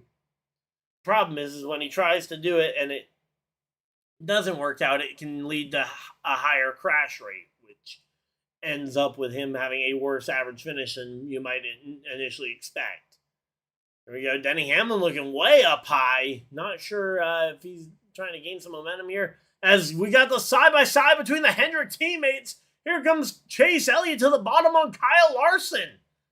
Chase Elliott to the bottom on Kyle Larson. He slides up in front of Larson. Larson looking to the bottom, trying to cross over his teammate as the Hendrick teammates duel it out for second. There we go. And once again, right to the bottom of the racetrack, Larson on that bottom. He completes that crossover move with another slide job up in front of Chase Elliott, as Elliott goes right back to the bottom in the apron as they go by the start-finish line. Chase Elliott with an incredible run. He's trying to slide job his teammate once again. These two playoff teammates battling it out for second and third like it's 20 laps to go in the race, not 20 laps into stage number 2. And again, right now, this battle is intense, and it is going to allow Christopher Bell to start to gap the rest of the field. He has gotten out to a 1-second lead while these two Hendrick teammates continue to duel it out to the bottom of the racetrack on the apron by the start-finish line once again. Chase Elliott out ahead of Larson, at least at the time of the start-finish line. Elliott slides up ahead of Larson. Larson looking to the bottom, trying to cross him back over down the back straightaway. Not able to get there, gets right in line behind his teammate. But he is going to look to the bottom of 3 and 4 here, see if he can maybe try and pull off the same slide job move that Chase Elliott just pulled off. Not going to be able to do so. Larson pulls back in line, and they are going to... this battle will subside for a moment or two. As here comes Denny Hamlin now trying to make a move here on Kyle Larson, who just used up a lot of access energy and tire grip with that battle over Chase Elliott. And there we go. Denny Hamlin with a nice, quick, and clean slide job right up in front of Kyle Larson. And now Kyle Larson has Bubba Wallace looking to the inside of him. So Bubba Wallace now enters the picture, and he is now able to clear Kyle Larson with a slide job. I think Larson may have very well. I think Larson very well may have used up a bit too much of his tires, dueling it out with Elliott there for a number of laps there, as he has now gotten passed by both Denny Hamlin and Bubba Wallace, and the lead of Christopher Bell is now extended all the way to 1.7 seconds. So there we go. But yeah, man, this has been an insane couple of laps again. I think Larson may have, again, that slide job from Hamlin definitely killed some of that momentum for Larson down the straightaway, which is what allowed Bubba Wallace to get close. Here we go. Around the outside goes Larson, back ahead of Bubba Wallace. There we go. Tired of Chase Elliott as a Larson fan. Hey, I can totally get it. Trust me, there are plenty of times that you can get tired of a teammate, especially if your driver keeps running and getting run-ins with that teammate. I'm sure Logano and Brad Keselowski fans had that problem down the end of their time frame there, their time together. So here we go. Ross Chastain now passing Bubba Wallace for that 5th position right behind Kyle Larson. And if those two get to fighting, that might at least give Kyle Larson a bit of breathing room to try and see if he can run back down Hamlin. And here we go. Bubba Wallace to the bottom, looking to try and see if he can pull a slide job on the number 1 car of Ross Chastain. And there he goes. He slides up in front of Ross Chastain. Chastain to the bottom, looking for the crossover move. Bubba with a big block there. Bubba Wallace able to block, and that is going to go ahead and put Bubba Wallace out ahead of the 1 car. And now Bubba Wallace going to try and see if he can ride some high line momentum to get to the back bumper of the 5. Bubba Wallace looking to the inside on the number 5 of Kyle Larson. Bubba Wallace clear by a mile here as he goes and makes the slide up in front of Kyle Larson. And I don't think Larson's going to even be close enough for a crossover move here. Christopher Bell now 2 seconds out ahead there. But there we go. Let's see. I don't know why people hate on Elliott so much. He's earned everything he's got. I can tell you exactly why Elliott gets as much hate as he does. Because, people do tend to hate on people who are extremely popular. I mean, look at a lot of the other guys at that team over the years. I mean, Gordon had a fair amount of haters. Remember that beer can fest when he passed Earnhardt on the all-time wins list? I mean, most popular drivers have always had haters. Even Dale Earnhardt Jr. for years had detractors. And then you've got the fact that the way he races his teammates, in particular Larson, sometimes can come off as overly selfish. Although I will say most of the incidents between him and Larson have usually been when they were both still in contention for a championship. Like when you talk about some of those ones back at like specifically the Watkins Glen incident a while back, they were both locked into the playoffs. So I don't really see too much of a problem, but the two of them have definitely had their run-ins. So there you go. As they were a side-by-side commercial break, but here we go. Here comes Denny Hamlin to the back bumper of Chase Elliott. Denny Hamlin with a nice clean move ahead of Chase Elliott, just goes right underneath him, passes him nice and clean, no contact, and Denny Hamlin up to second. Chase Elliott back to third, but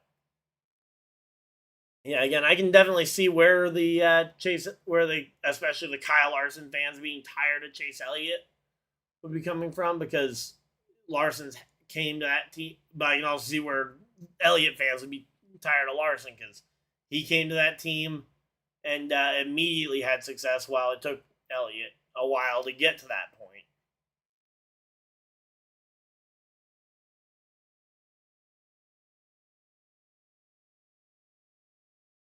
But yeah, right now though, we got is that Joey?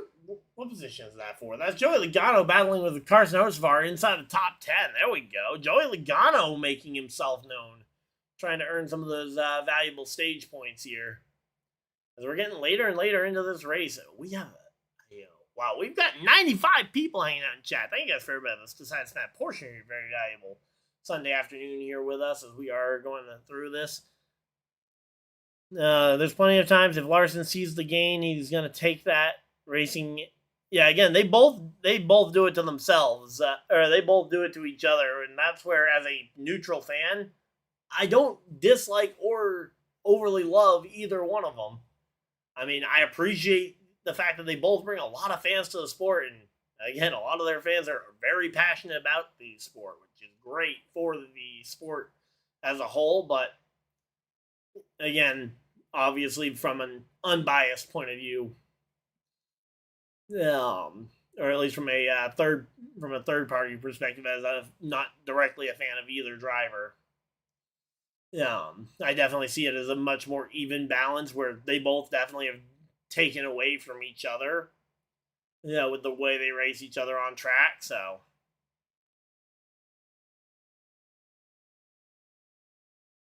but yeah, there we go. Again, back from commercial break here. Christopher Bell, a little under 2 second lead here. Looks like Denny Hamlin may have eaten into a little bit of that lead. Curious to see if Denny Hamlin, honestly, his passes that he's made, it feels like have been really well timed. He hasn't had to exert a whole lot of effort. He hasn't had any real challenge with crossover moves, because he passed Larson clean and effortless in one fell swoop once the Elliott Larson battle had subsided.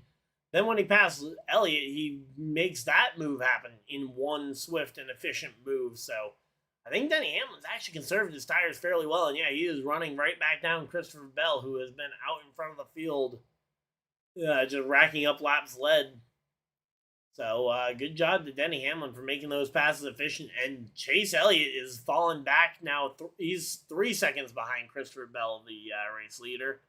Bubba Wallace has passed Kyle Larson for fourth.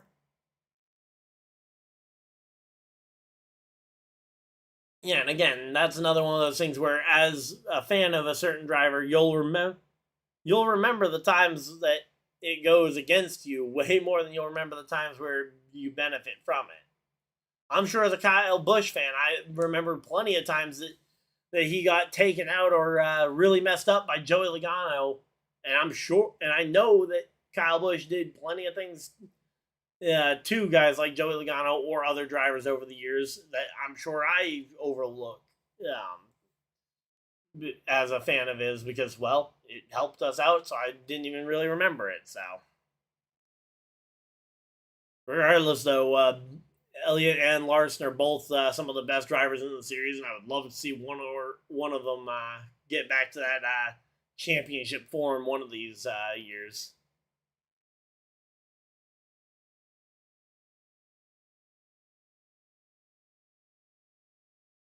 But yeah, right now though we got again Hamlin continuing to track down Bell, and he's doing it really well. He's closing right in on the back bumper. We got Ryan Blaney on pit road as we are crossing the as we're getting ready to cross the halfway point in the stage. This would be about right timing for green flag pit stops to start. Not sure if with Blaney being locked into the playoff, into the next round of the playoffs with his win last week, and Justin Haley on pit road, I don't think that necessarily will drag everybody else. But there goes Bubba Wallace, Joey Logano, and those will absolutely drag the rest of the playoff drivers to pit road. Here we go, Bubba Wallace, Logano, Hocevar, Hendrick, all coming to pit road here. And we've got ourselves a very full pit road. Here comes Byron, Busch, Keselowski, Herbst, Dillon. Hey, a lot of drivers all coming to pit road. Everybody should be grabbing 4 tires of fuel here on these pit stops. Ooh, Willie Byron with a really cool looking Cincinnati car. That's pretty cool. But yeah, right now though, Denny Hamlin is caught right back up to the back bumper of his teammate. Here comes Elliott, Larson, Briscoe, Bowman, and Zane Smith also hitting pit road. Elliott, 4 tires and fuel, 9.3 seconds. That is an incredible pit stop by the number 9 crew. We'll have to wait and see what Larson's team is going to do. And here comes the 2 Toyotas to pit road. Larson gets 4 tires and fuel done in 9.7 seconds. Again, Briscoe and his other 2 Toyota teammates are on pit road. Let's see, Bowman gets his stop done. Let's see, we got Chastain, Buescher, Allmendinger, Ty Gibbs, Ricky Stenhouse Jr. all coming to pit road here. And everybody's trying to get this one done here. Again, everybody right now is on pit road. They're cycling through the pit stop. So if you're seeing the leaderboard changes, that is why the leaderboards are kind of a little bit all over the place right now. Shane Van Gisbergen also on pit road. Another really quick stop for Van Gisbergen, though. 9.6 seconds on the pit stop there.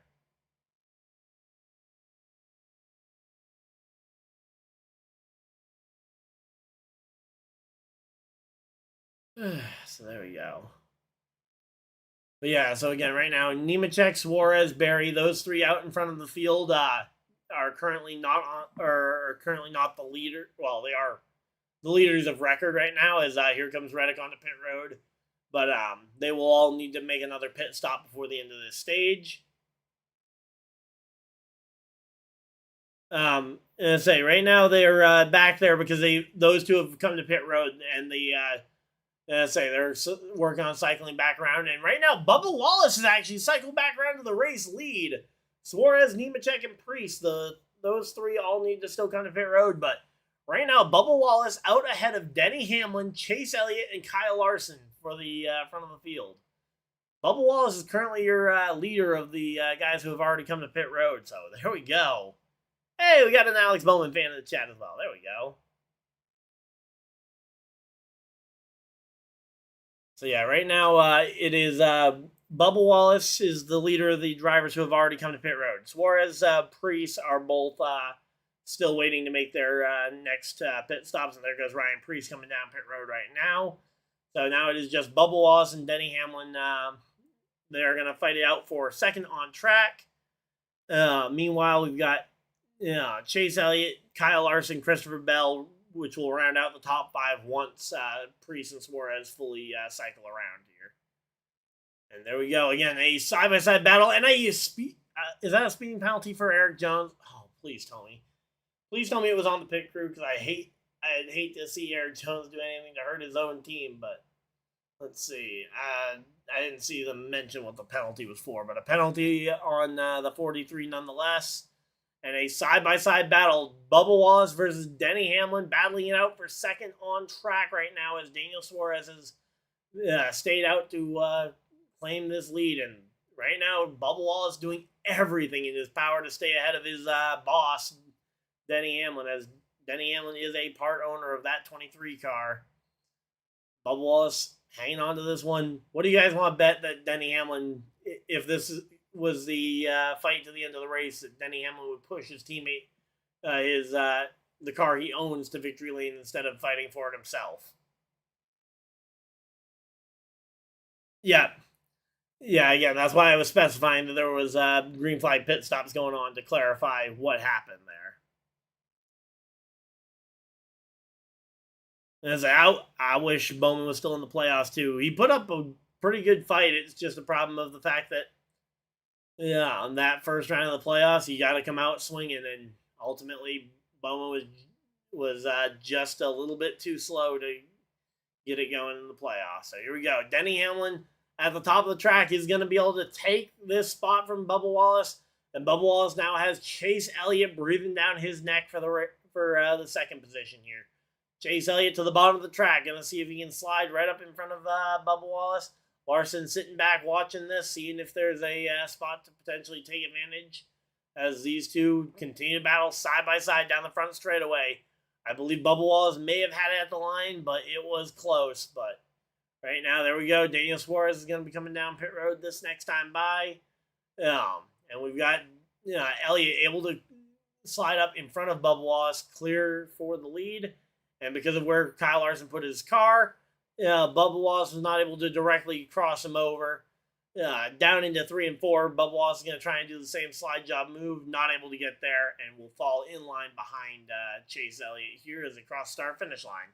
So Hamlin, Elliott, Bubba Wallace, Larson, Bell, the front 5 there, as Larson continues to look to the inside and might be trying to see if he can find some momentum, or at least some air that isn't dirtied up by the cars on the top line. But yeah, we got ourselves a really good run going here.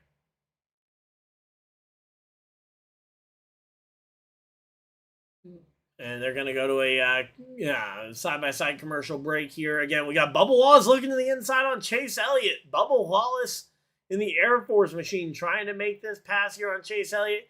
Here comes Kyle Larson. Kyle Larson going to see if he can maybe try and find a place to go 3 wide. Larson right against the fence. Almost high. In fact, I think he may have scraped the fence.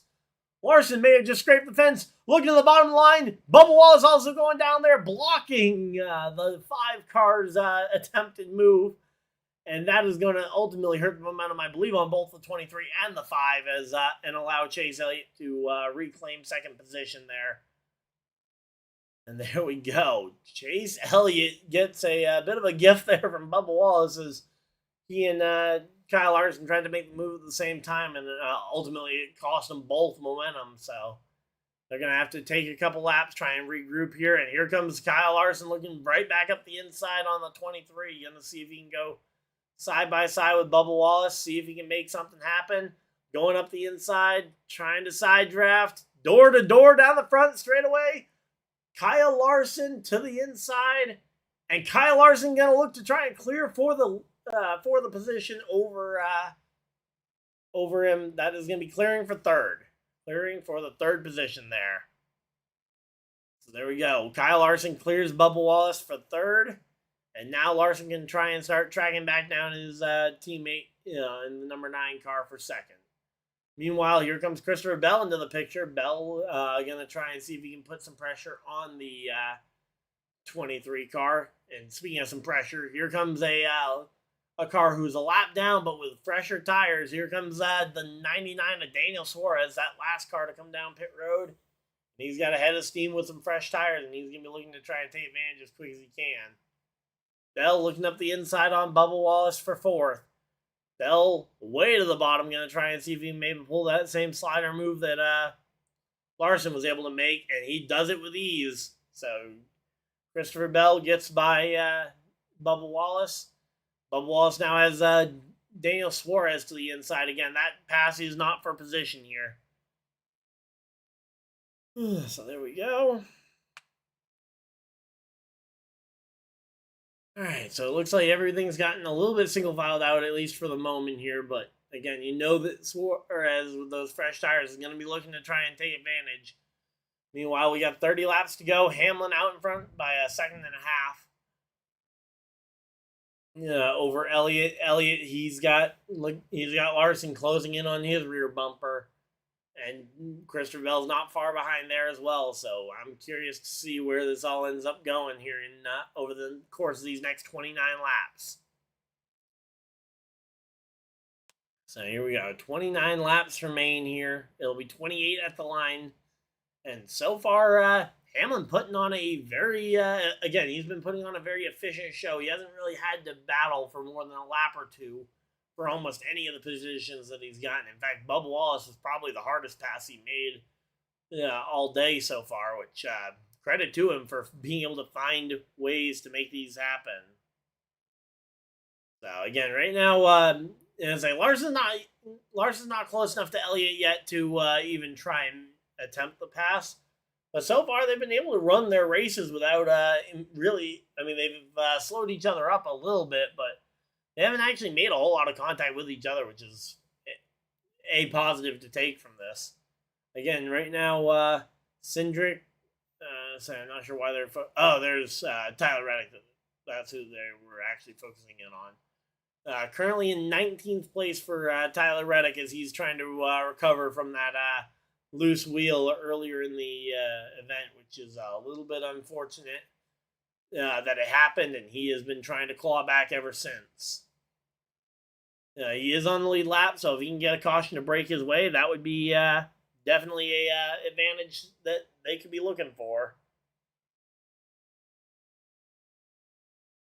So yeah, there we go.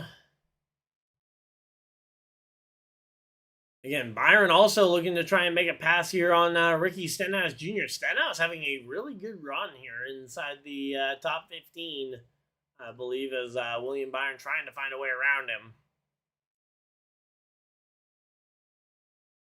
Again, Byron trying to make something happen. Bubba Wallace, I'm not sure if he's still inside the top 5, but I'm not sure his car is his tires are holding up the same way everybody else's are, as he's been having to battle for a lot of these spots. And again, that block down the back straightaway that kind of slowed himself and Larson up definitely did take a toll on both of them. Luckily, Larson's been able to drive back up and recover somewhat, but Christopher Bell passed Larson. Oh, wow. Did we just completely miss that battle, or did the TV broadcaster not show it? Very possible the TV broadcaster didn't show it, or I'm just forgetting about it, but here we go. Christopher Bell closing in on the back bumper of the 9. Bell coming with a head of steam. He wants to try and get back up there and fight for the win. Elliott to the top. Bell on the bottom here. Bell trying to side drive down the straightaway, getting right on that corner. Quarter panel, side by side, door to door, to the bottom of the racetrack, and Christopher Bell goes for the slider right up in front of Elliott, and he is going to clear Elliott. No, Elliott looking back to the inside, going to try and cross him over, not going to get there, but he is going to dive back to the bottom and attempt to try and make the slider move. But I think he made the decision too late on the straightaway to get out from behind Bell, nowhere near the energy needed to try and pull off the slide job move there. And here comes Larson back into the picture. He's right behind the 99, who is stalking that battle for second. Again, Bell up into second, Elliott to third. Yeah, the lap car of the 99 of Suarez right in the middle of the picture here, while Kyle Larson is closing in on this battle. Again, your Toyota drivers, you got 4 drivers inside that top 6 for Toyota, with Briscoe right behind Bubba Wallace for 6th. And then Ty Gibbs in 16th is your next highest Toyota. A little bit unfortunate there for Gibbs, but the fact that all 4 Gibbs Toyotas are fighting hard here. Obviously, Gibbs a lot further back than his other 3 teammates. And here we go. Larson gets by Suarez, and now he can start to attack his teammate. Let's see. They're both running the higher lines here, while you've got Suarez trying the very bottom of the racetrack. Suarez, he's got fresher tires. He may have the advantage over the 2 Hendrick cars ahead of him. Not to mention, you don't really want to risk wrecking by deciding to race a car who is not on the lead lap, not in the playoffs, and won't even have that same driver in the car next year. So here we go. Looking up the inside. Here comes Kyle Larson. He's going to try and get that side draft going. Then down to the very bottom of the track, through 3 and 4. Looking to the bottom. Here goes Kyle Larson. Out in front. Clears up in front of Chase Elliott. And now Chase Elliott right on the back bumper of Kyle Larson. Putting the bumper to him already down the front straightaway into 1 and 2. Larson up top. Here comes Elliott down to the bottom of the racetrack here. All right, so there we go. And again, Larson gets that run off the top. And it looks like Larson, with those runs off the top, is going to be able to hold off Chase Elliott, at least for the moment. And here we go. Chase Elliott kind of in the middle here. Oh! Larson barely able to clear himself by shutting the door on Chase Elliott. And again, this 99 is making this battle way more sketchy than it needs to be, because of the fact that at times they end up 2 or even sometimes 3 wide, which is not the expectation usually for these 2. So again, this has been a great race so far. Hamlin and Bell out in front of the field, but the battle between these Hendrick teammates has been a really good battle now through the middle of this second stage here. Again, Elliott right now trailing Larson, so I'm kind of curious to see what the plan is for Chase Elliott. He goes to the bottom of the racetrack trying to make something happen. All right, so there we go. Again, we are chilling here. Hopefully everybody's having a good time. All right, so there we go. Again, Larson just rolling that top of the racetrack, and so far Elliott has not had much of a chance to really try and battle back against him. Meanwhile, here comes Hamlin. He's starting to get up towards some lap traffic here. Christopher Bell, though, has closed in that gap to under 1.5 seconds. So under a second and a half between Bell and Hamlin. We might see some more teammates battling it out, this time of the Toyota variety. So there we go. We got ourselves a really good race, regardless. I mean, as someone at this point who's just rooting for a good race, this has been a spectacular race between these 4 drivers. Hamlin, Bell, Larson, Elliott, all the way through this stage. 15 laps to go, and it feels like it's only barely begun. As we've got ourselves something landed on the camera there for on top of the number 19 car. And there we go. The 19, though, running inside the in the 6th position, trying to run down Bubba Wallace for 5th. Bubba Wallace has fallen all the way off the back of the Hendrick cars. Definitely seems like Bubba Wallace may have used up all the good in his Goodyear tires at this point. Hamlin working through lap traffic, trying to just maintain the lead he's got. He passes Riley Herbst. Next up on his list will be the 41 of Cole Custer, who he is now looking to the inside of. But he's not going to be able to clear, I don't think. He does just about clear Cole Custer there. So Denny Hamlin, again, trying to just make his way through this lap traffic as fast and efficient as possible. And Christopher Bell going to try and do it even better than Hamlin. So again, right now, Christopher Bell is he's been closing in on Hamlin, but he's got to make it through this lap traffic in the same kind of efficiency that Denny Hamlin has been able to do. So as of right now, that seems to be a little bit of a tough act to follow here. Yeah, waiting for this thing to go back full screen so we can actually see more than just a small, narrow window on the track. But as of right now, I'm not even sure which battle they're showing because of how zoomed out they are. It looks like the battle with Larson trying to close in on the leaders. And now they go to an in-car camera, which is even harder to tell. I mean, they're showing, obviously, Reddick's in-car camera, but that doesn't really tell me much when it's on such a small screen. Okay.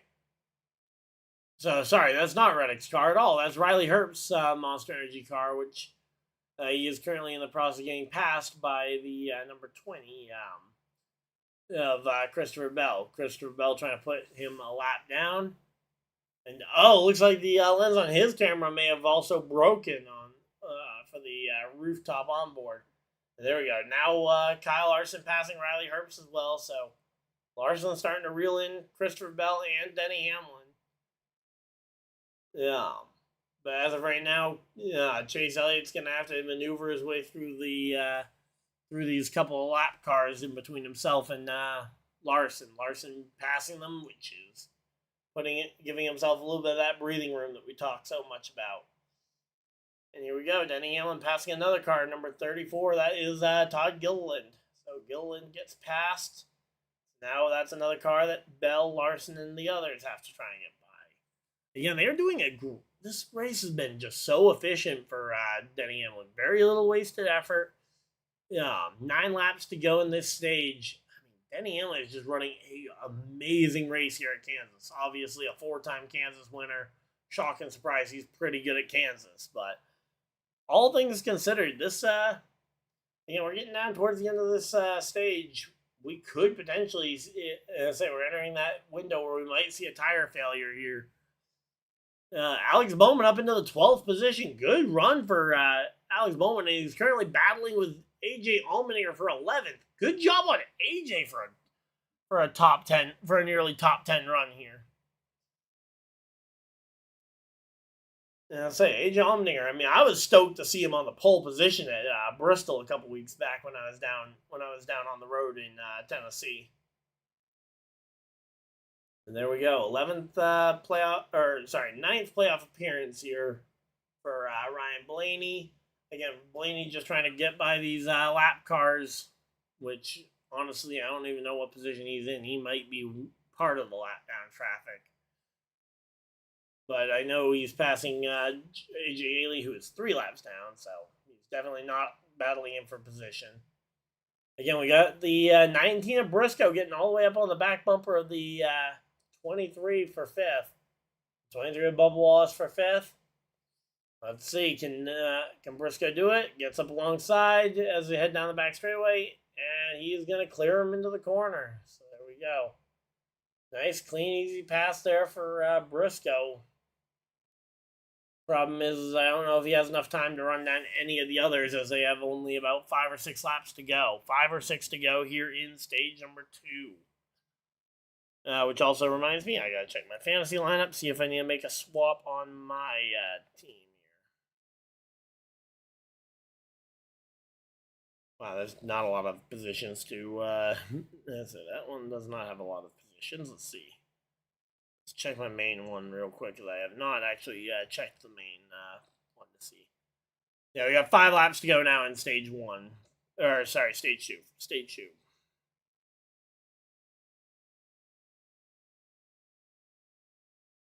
Let's see. 8th position.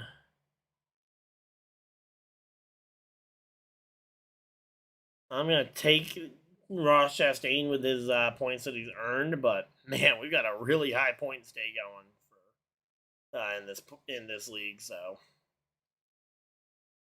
all right, here we go. Here comes Ross Chastain around the outside of Joey Logano. Logano up in front of him. So those two dueling it out for the for some positions inside the top 10, battling it out for some stage points too. And Colts are up over the Rams. Let's go. Let's go.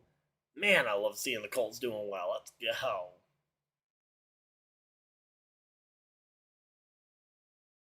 All right, let's see.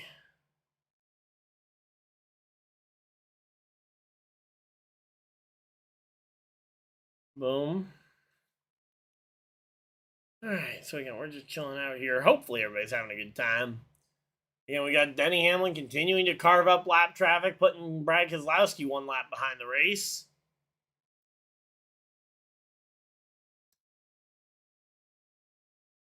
Well, I mean, I think on this run specifically, I think the battling with Elliott between the two of them wore both of their tires out on this run specifically because Larson definitely had some speed in the early part of the run.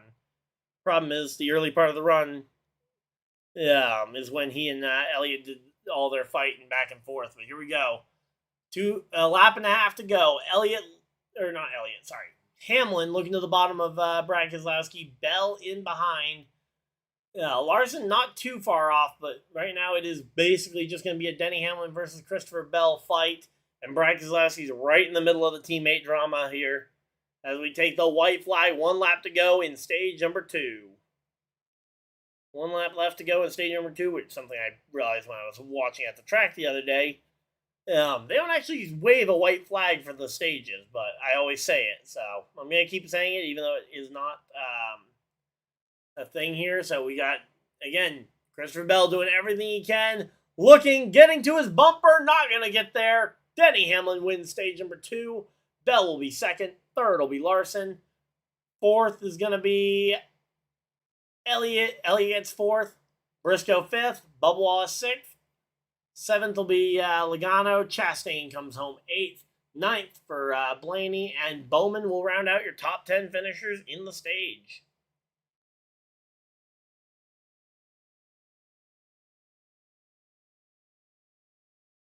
So there we go. Stage 2 is now complete.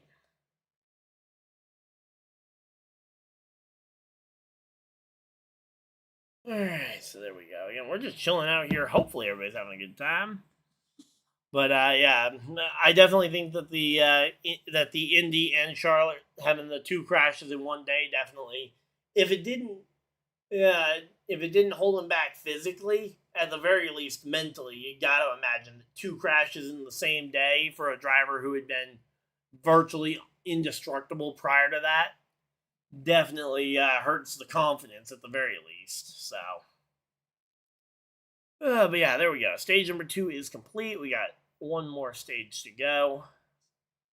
We got 102 laps to the checkered flag. There we go. Let's go ahead and refresh this and see if we got any updates to any of the NFL games. So, assuming a bunch of the games have gone final, so the Giants hold off the Chargers. Yeah, so the Chargers will fall to the Giants. The Eagles hold off the Buccaneers, who put up a good fight, but ultimately Eagles come out on top. And I believe those were the only games that were still going. Then we got the Jaguars up 7-3 over the 49ers. We got the Rams trailing the Colts 10-3, as we mentioned earlier. Bears are up 3-0 over the Raiders. And then we got the Ravens who are up 7-3 over the Chiefs at the moment. Although the Chiefs have the ball and could potentially be looking to try and take that lead from the Ravens. Alright, so there we go. We are chilling here. Hopefully everybody's having a good time. But man, this race has been really good. I mean, I'll say, between the amount of battling side by side, this has been a great race. Oh, man. Hopefully you guys are enjoying it as well. I know, obviously, there's been a lot of Elliott versus Larson debating in the chat, which has been fun to watch. I will tell you that much. I've loved watching the Elliott versus Larson fight. And I think they've all been, I think the racing's been great. There we go.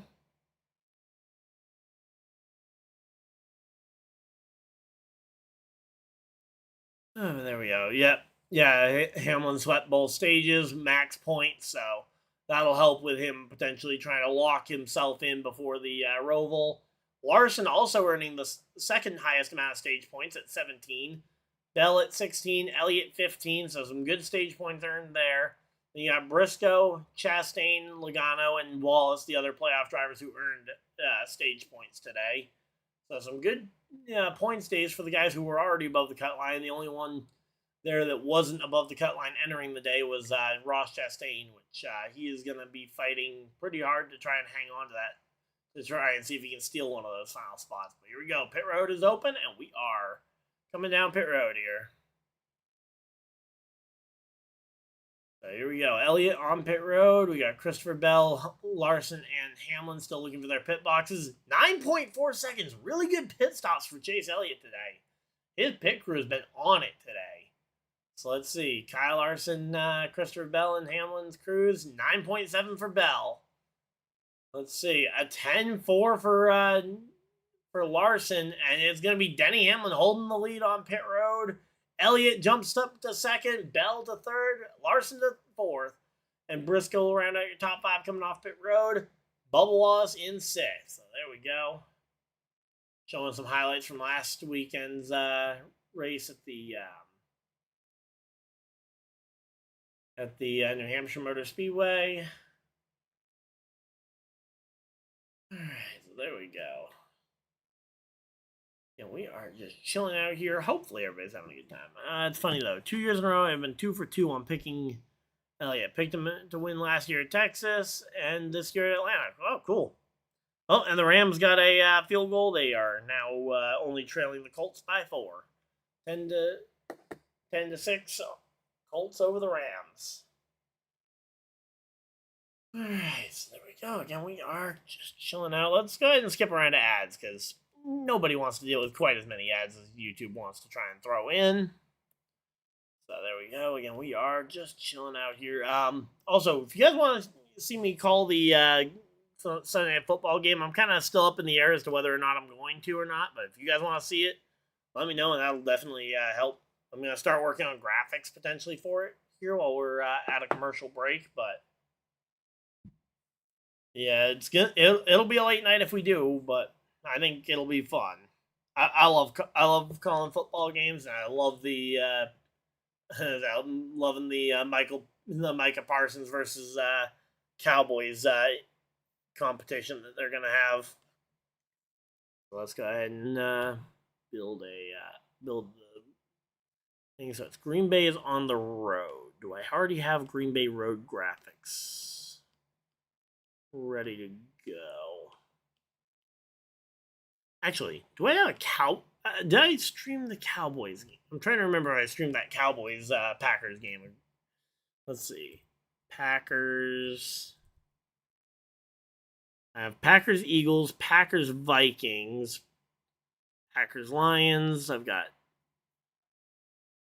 Packers home games. Let's see. Show all 10. Okay, so I've got 2 versions of Packers at Philly. I don't have Packers versus Cowboys already made. Okay.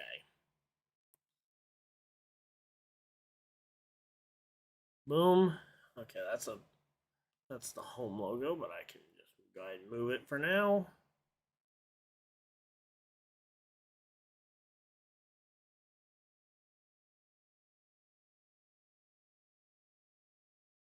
All right, so there we go. Now let's try and find the Dallas Cowboys.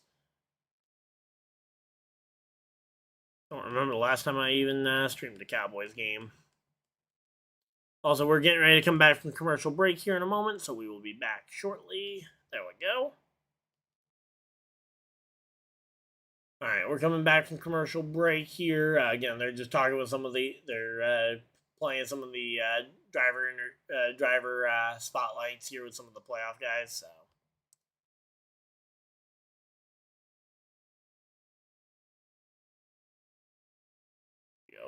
Blue and silver for the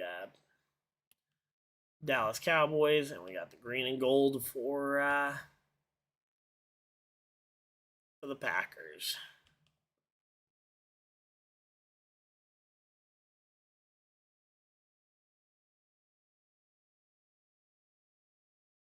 All right, there we go. That actually didn't take very long at all to create those graphics. And we are back from commercial break, and we are, we got the cars pacing single file here as we are getting ready for this one.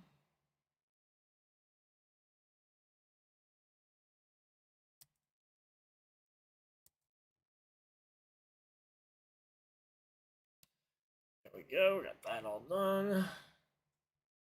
All right, pulling chat back up. Sorry about that. There we go. Drivers pitted. Hamlin first. Yep. Yeah, again, Hamlin was first. Elliott second. Because Elliott had a really good pit stop at the end of that stage. So here we go. Hamlin to the bottom. It's going to be Chase Elliott, Christopher Bell to the top. Then we got the Hendrick teammates splitting up on this stage restart.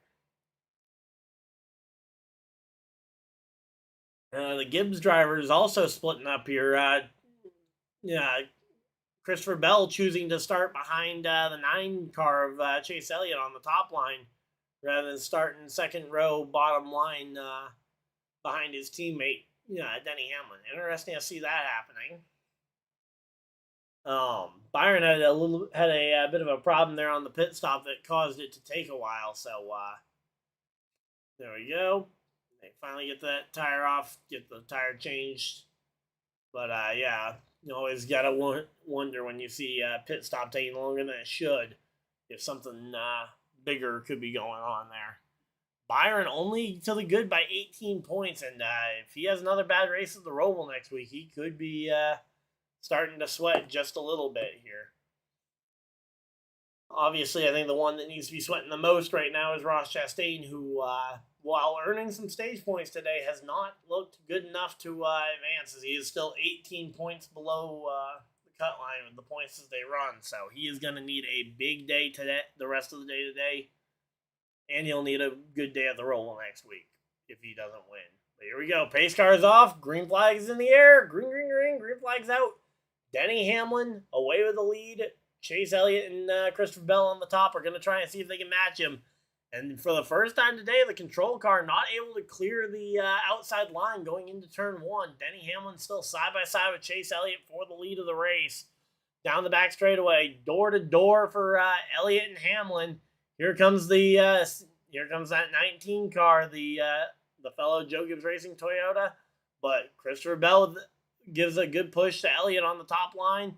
Chase Elliott going and able to clear for the lead. Chase Elliott leads that Kansas for the first time today. So there we go. Chase Elliott out in front of the field. Hamlin to second. Bell to third. Briscoe to fourth. So that's a lot of Joe Gibbs Racing right there. And then you got Kyle Larson, who is settled in the 5th position. But here comes Bubba Wallace to his inside, trying to take that spot away from him as well, trying to make the top 5 4 Toyotas, which would be an insane ratio of Toyota to everybody else. But right now, despite having 4 of the top 5 spots, they do not have the most important position, which is the front of the field. Again, right now, Denny's looking a little higher than what Chase Elliott's running. Because Elliott runs a weird, kind of, not really middle line. He runs an upper lane, but he leaves enough room at the top that if you fully commit to that outside line like Larson tends to do, you could definitely get an edge on him.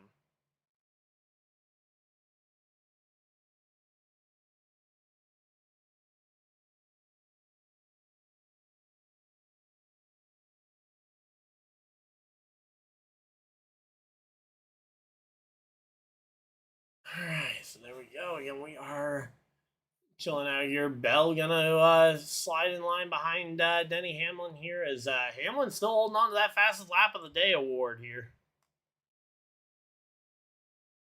Which again is quite impressive here.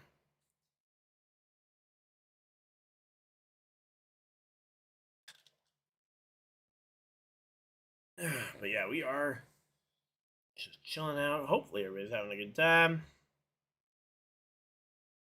We got South Point Casino 400 ad going on right now, which is going to be Vegas, the opening race of next round.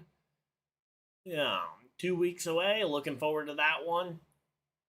Again, we got Elliott Hamlin out in front of the field here.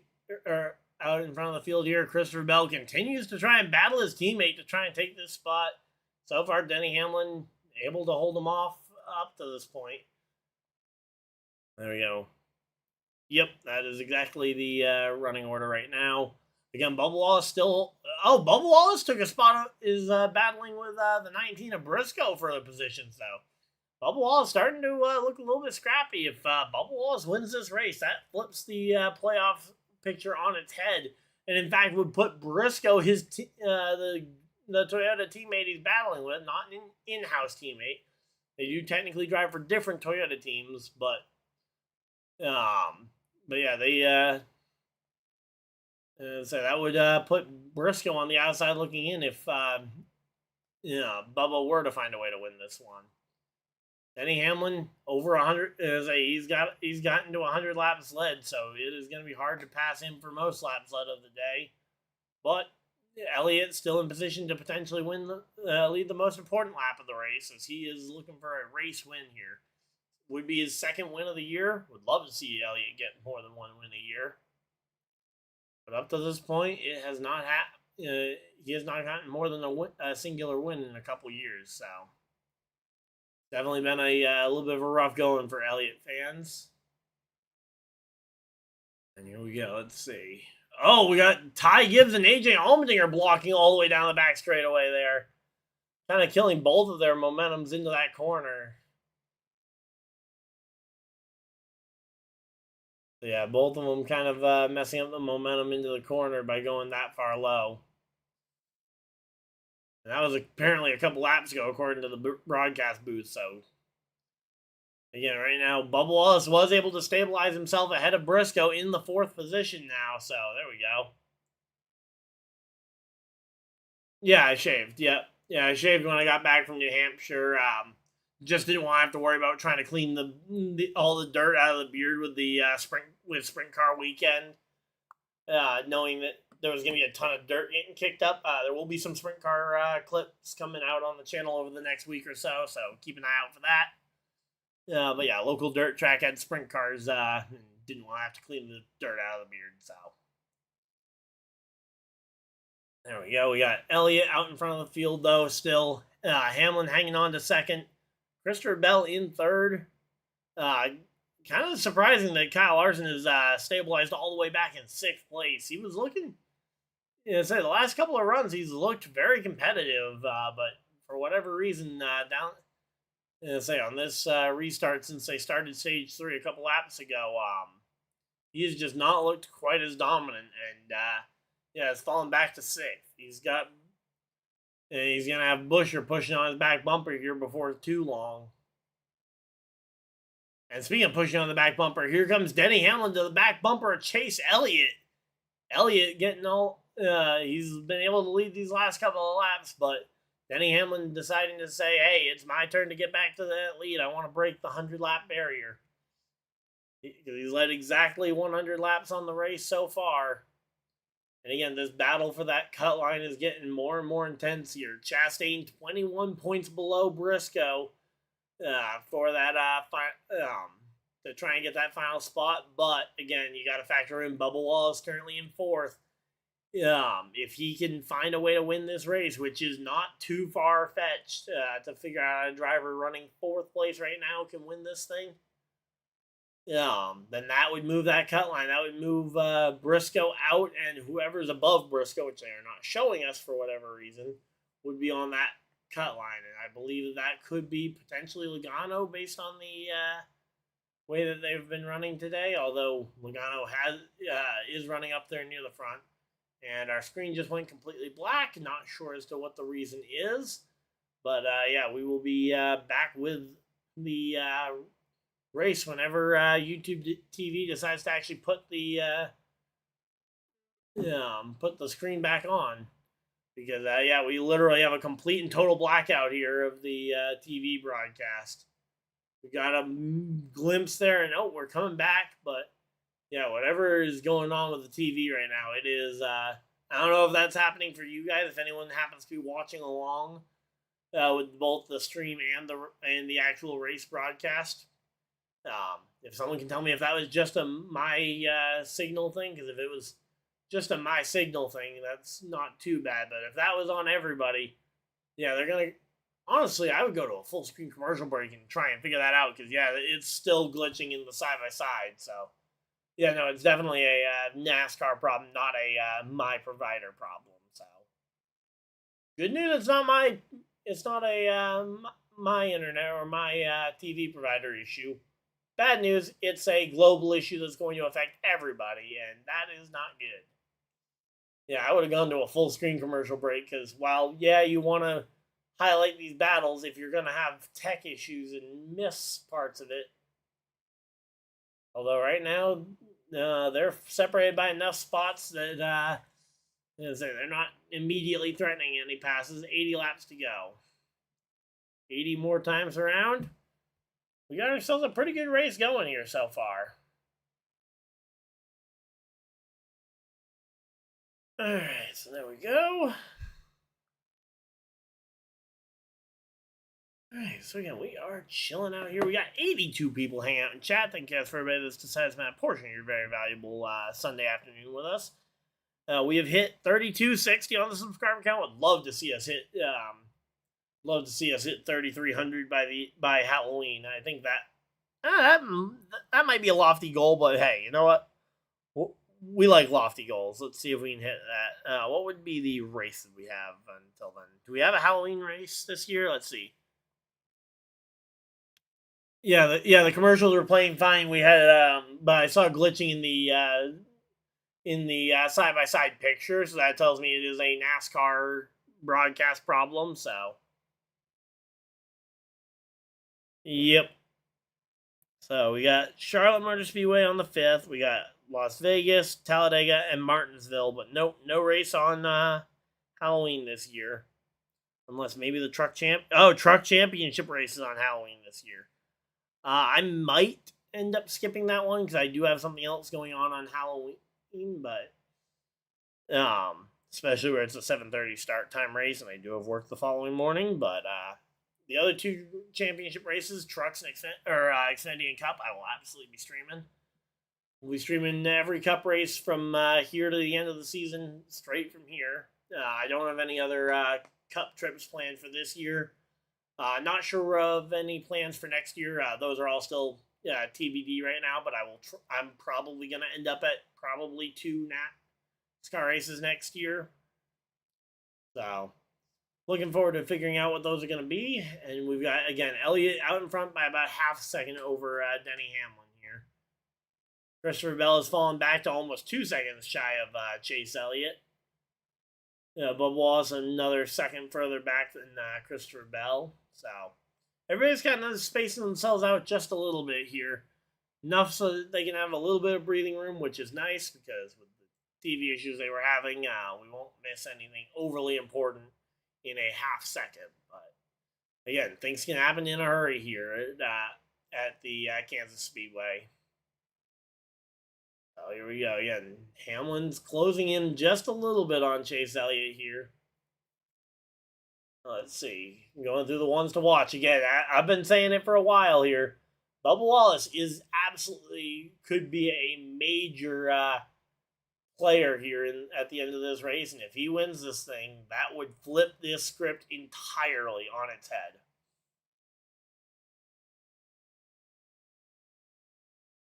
So to imagine that this thing could get completely flipped on its head would be insane. We got Elliott, Hamlin, Bell, the front three. No matter which of those three wins this one, I don't think that flips the script a ton. But then you get to Bubba Wallace or Briscoe, and that could very well change it. So Byron is that next guy above that cut line. So if Bubba Wallace were to win this race, it would then become a Briscoe versus Byron points battle, which right now Briscoe is losing by 3 if we do have that new winner. So there we go. Again, William Byron's team has got to be communicating that to him, keeping him updated on where he is in points. And here we go. Here comes Denny Hamlin looking for the lead. Denny Hamlin to the bottom of the racetrack on Chase Elliott. Looking for the lead. Goes the 11. And there we go. Denny Hamlin slides up in front of the 9 car, and he is going to take the lead of the race here at Kansas. Elliott drops back to second place, and that is going to be Denny Hamlin leading lap 101 for him on the day. Alright, so there we go. There we go. Welcome on in. Hopefully everybody's having a good time.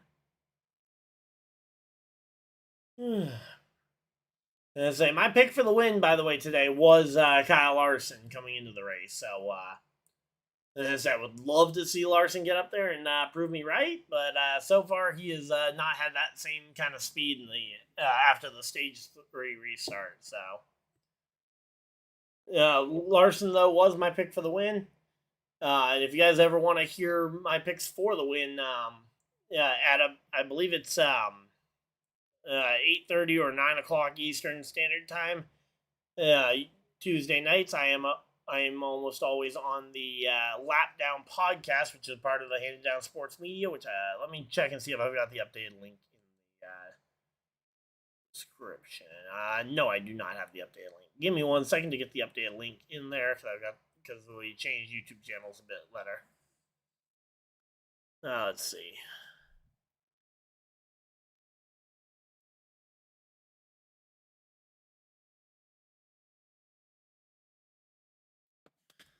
So there we go. All right, I've fixed the link. So the bottom link is to the podcast group that I am a part of. So Larson better hope for a top 10. Well, he's currently on track for a 6th place finish, and I think he has the speed in that car for more than that if he can just figure out what.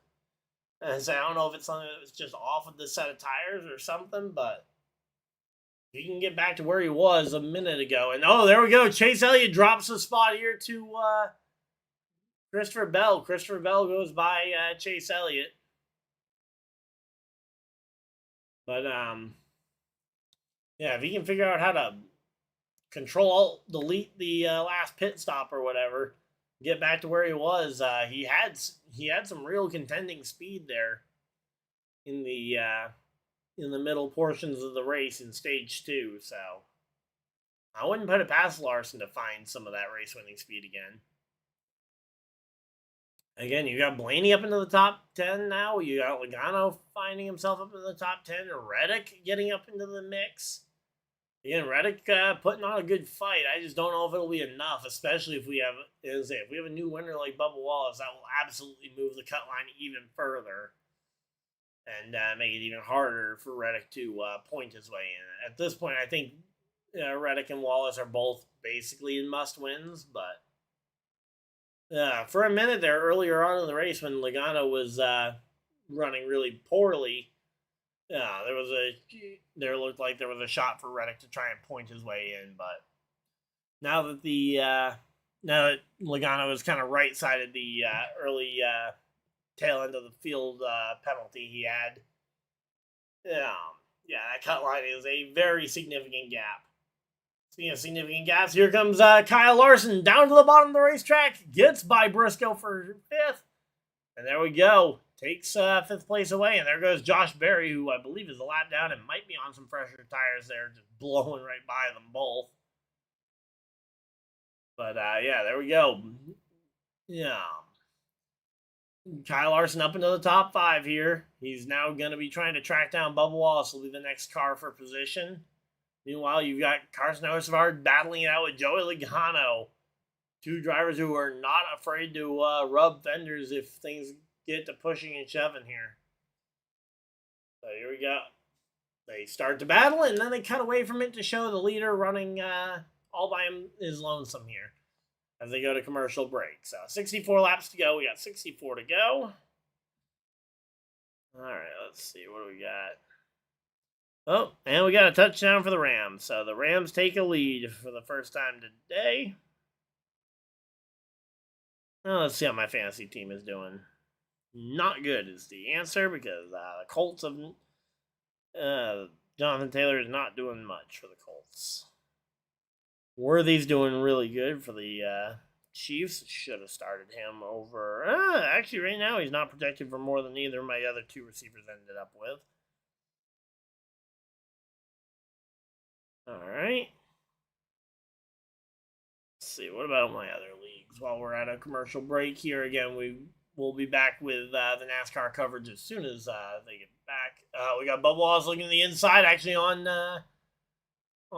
Chase Elliott because they were on a side by side, but I couldn't tell which cars it was. But yeah, no, that's Elliott versus Bubba Wallace. Bubba Wallace to the bottom of the racetrack, looking for this one, seeing if he can get the run going.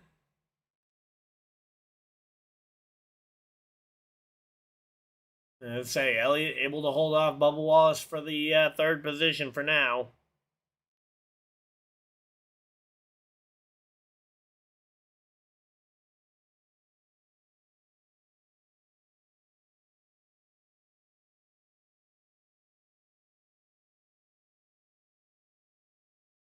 Alright, so here we go again. We're just chilling out here. Hopefully everybody's having a good time. Let's go ahead and skip around to ads since we're about to wrap up this commercial break here. Man, Bubba Wallace is continuing to dog the nine car of Chase Elliott here. Bubba Wallace showing some threatening speed to these guys below the cut line here. Bubba Wallace looking up the inside. He's actually 3 wide as a lap car goes to the bottom of the racetrack. I believe that's Josh Berry. Bubba Wallace clears Chase Elliott for third. Bubba Wallace clears Chase Elliott for third. There we go. And now it's a Toyota 1, 2, 3 here at the top of the boards here. All right, so there we go. Again, we are chilling out here. Hopefully everybody's having a good time.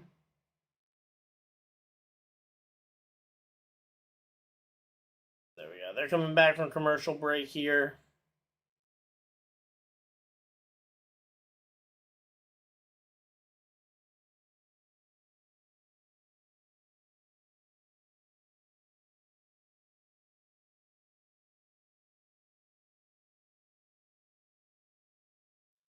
Alright, so there we go. Yeah, we're just chilling out here again. Bubba Wallace just took over that third position from Chase Elliott. So now your top 5 reads Hamlin, Bell, Wallace, Elliott, and Larson.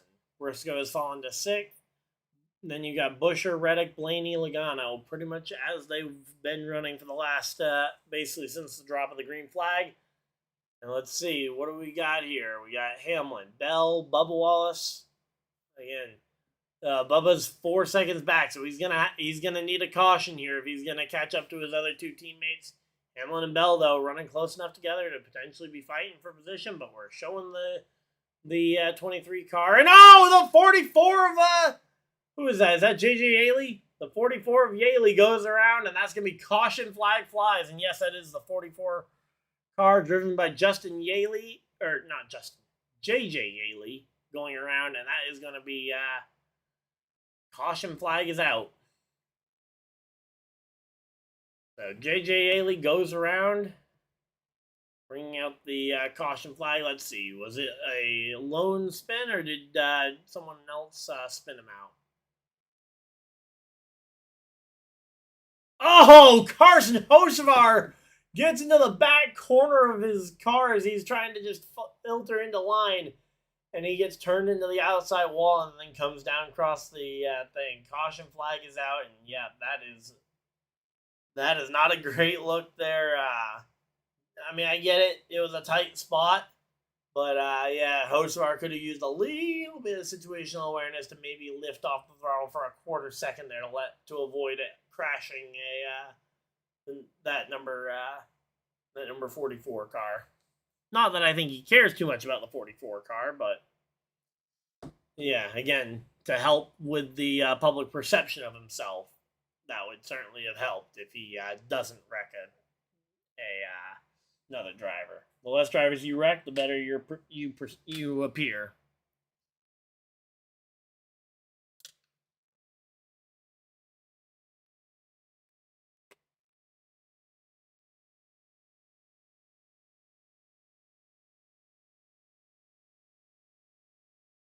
Alright, so there we go. Yep, JJ Yaley wrecked out of the race off the nose of the 77 car. And we are waiting to see these pit stops here. Again, 55 laps to go. This very well could be the last set of green flag pit stops for all these teams. You got the RFK Fastenal guys up on the wall. You got the Bubba Wallace pit crew members ready to go. Christopher Bell's crew up on the wall ready to go as well. So A lot of teams getting ready for this one. 55 laps to go is going to be crucial here. I legitimately think we may have a viewership record for at least a in-studio stream. I know the at the track streams tend to be more popular because I can actually show you guys the track. But I think this might be a new record for most views on a. Nope. The Atlanta race in June was the record for that one. Then we had Coke 600 from this year. That was those are the only two races currently ahead of this one. And actually, wait a minute. 10-3-7-7.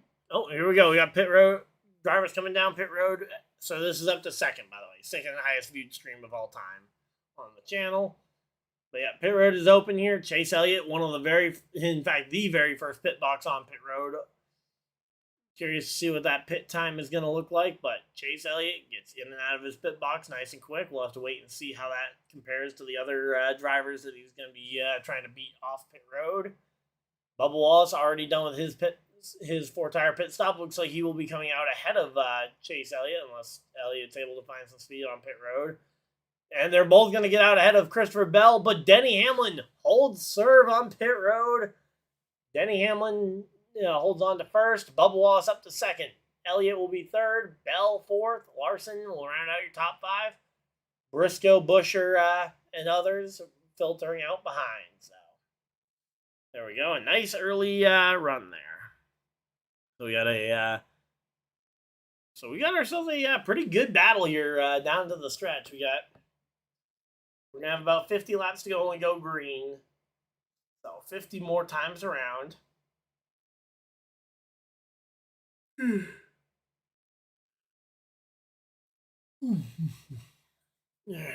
so 50 more laps to go.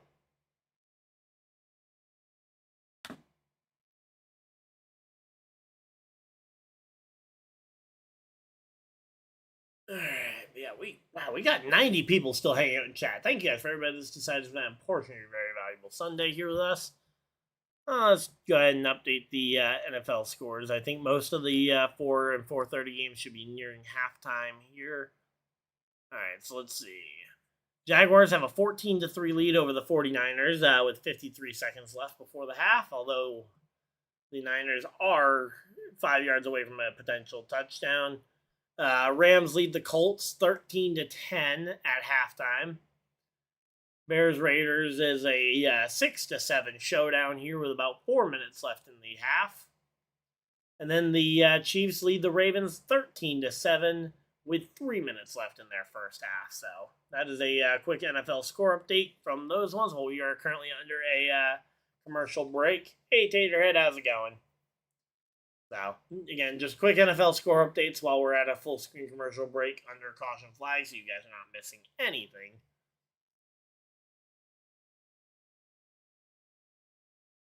But yeah, I'm really curious to see what ends up happening if Bubba Wallace is able to find a way to victory lane here. That, again, moves that cut line, makes this battle at Charlotte next week even more interesting. And I love the Roval.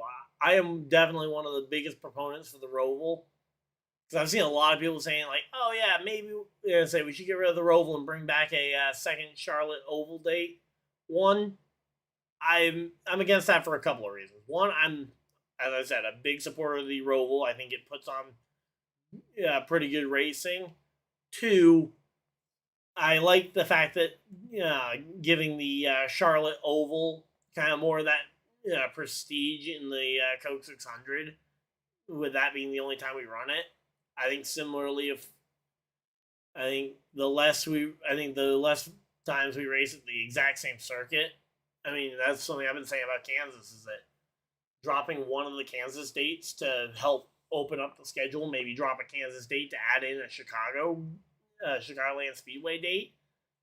That would be something I would openly consider, because I think that would draw in some fans and diversify the schedule a bit. But what do I know? I'm just a guy on the internet with a webcam and a microphone. So Here we go. Again, we're getting ready for the restart here. 52 laps to go. Currently, it'll be 51 when they take the green flag. Again, Denny Hamlin on the bottom. He's got Bubba Wallace to his outside. Then you got Chase Elliott and Larson both on the outside line behind Bubba Wallace. Meanwhile, Christopher Bell and Briscoe will line up behind as a part of a Joe Gibbs Racing train on that inside line.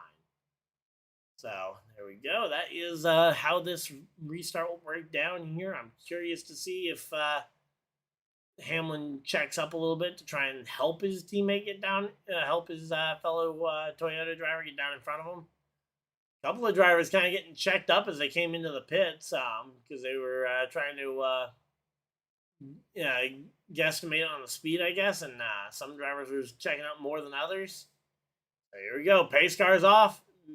Bubba Wallace shaking that car quite a bit here as they go green, green, green. Green flag is out. We are back to racing. And we got over 100 people in chat right now. Thank you guys for everybody that's decided to spend a portion of your very valuable Sunday here with us. 51 laps to go. Denny Hamlin away with the lead here. And caution flag flies directly behind. We got the 2-car Hendrick, the 4 of Gregson. I believe I saw the 22 also involved. The 77 of host of ours in it. The 47 of Ricky Stenhouse is in it. And yes, the 22 of Joey Logano also involved in this wreck here immediately off the restart with 51 laps to go. Caution flag is back out. AJ Allmendinger, a big piece of it as well after he was having a very good run. And drivers going every which way as Stenhouse is just trying to get his car turned going the right way again. Cannot wait to see the replay as to what exactly happened there, but wow. Things happen in a hurry here. So everybody coming down to the restart, people popping out of line. And, okay, I'm going to need to see that one again. It looked like maybe Hendrick just cleared himself up in front of Noah Gragson. Say Ricky Stenhouse Jr. absolutely just wrong place, wrong time. He ends up being the driver that clips the 16 and the, I believe the 3 also got a lick of that as well. So there we go. Again, you had a lot of stack up on that restart here. Just watching this one from Riley Herbst's perspective, yeah, there was nowhere for a lot of these cars to go. The onboard's not overly helpful outside of just being like, wow, that guy managed to make a crazy move to avoid it. But yeah, caution flag back out. This one's going to be a minute because,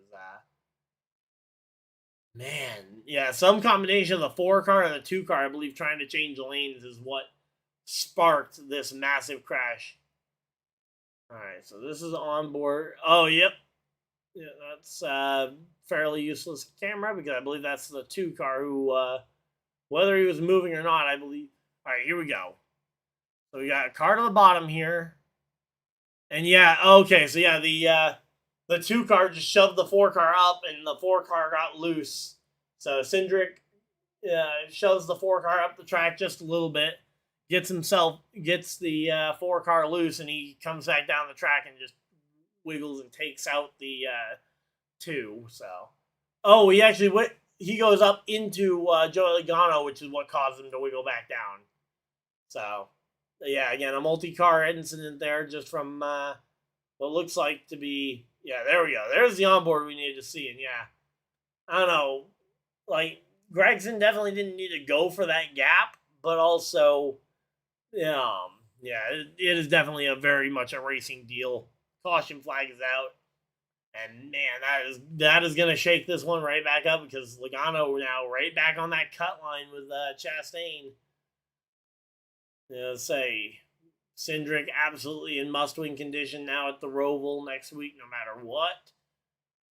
Yeah, it's going to be an interesting battle down the stretch here, again, especially if Bubba Wallace wins this race. That will make this even more treacherous than it already is. All right, let's see. How many more views do we need to get to? All right, we need another 500 views to get this stream up to the #1 most viewed stream in channel history. So that'd be pretty cool if we could top the... And man, that hood for the 3-car is very much out of shape, bent out of shape as well. So again, the two team of Austin Hendrick going to work, the NASCAR official out there to make sure they aren't doing any funny business, just doing the work that is required. Do you get that car back out there? And again, Denny Hamlin, he was able to win that battle on the restart here. Now the question is, now that I believe pit road is officially opened, what do they do in terms of lane choice? Again, I think Denny Hamlin takes the bottom, but if you're Christopher Bell, do you take the top? Because the top didn't work all that well for Bubba Wallace that time by. But you've also seen the top line be able to go door to door with Denny Hamlin through 1 and 2. And if you're Bubba Wallace, if both of those guys take the bottom, you absolutely, I think, take the top line. But if both Denny and Bell take those front 2 spots, I mean, I think it's pretty easy to say you'd take the inside second row, but I think there's a world where you take the outside second row as well. So, again, I think there's a lot of questions that will need to be answered down the stretch of this race, and we still got a little under 50 laps to go to answer them. So, there we go. All right, let me see if I can put this into multi-view. Nope, doesn't look like multi-view is available for this stream. Or, okay, I guess it is available. All right, change multi-view. There we go. Build my multi-view. Move that.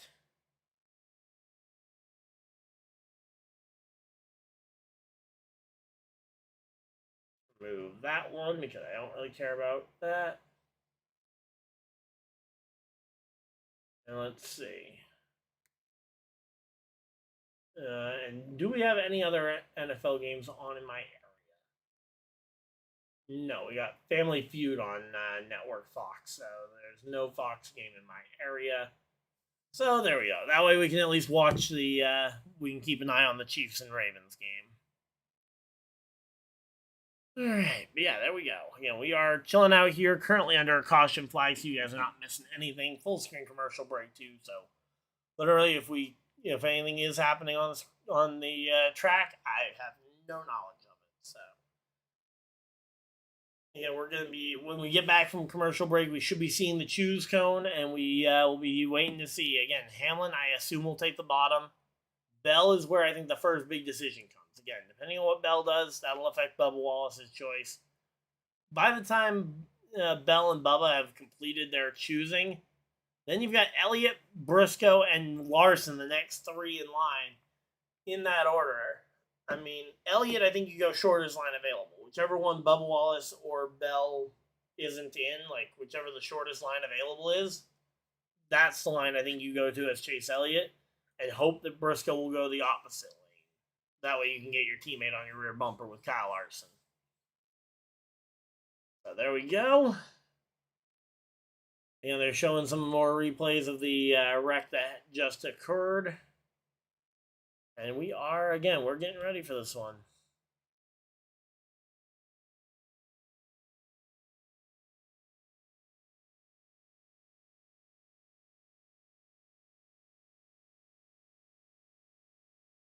All right, so there we go. First and goal for the Chiefs as well, as they are 145 away from the end of their first half. Just keeping an eye on that.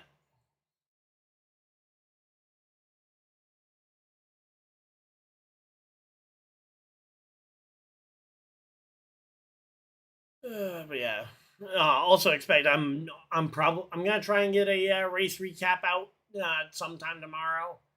There you go. Takes snap, throws it up, finds Pacheco for a touchdown Chiefs. So the Chiefs take a commanding lead here, 20-7. There we go. So it is going to be the Joe Gibbs Racing teammates on the front row, and Bubba Wallace did take the outside second row position. So it is going to be Denny Hamlin bottom, Bell, Bubba Wallace up top. Chase Elliott got to take the bottom line to, again, took the shortest line available. All right, so now that we know that that is not going to be changing anytime soon,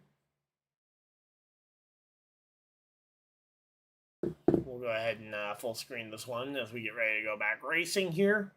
Again, Joey Logano, major damage on that one. Only 9 points above Chastain for the final playoff spot, or for the final spot in the round of 8 here. Pace car's off. Field in the hands of Denny Hamlin and Christopher Bell. Green, green, green. Green flag is out. We are back to racing. And let's see what we got coming down to the start here. Who's in last place? I'm not sure at this point. Might be J.J. Yaley. But here we go.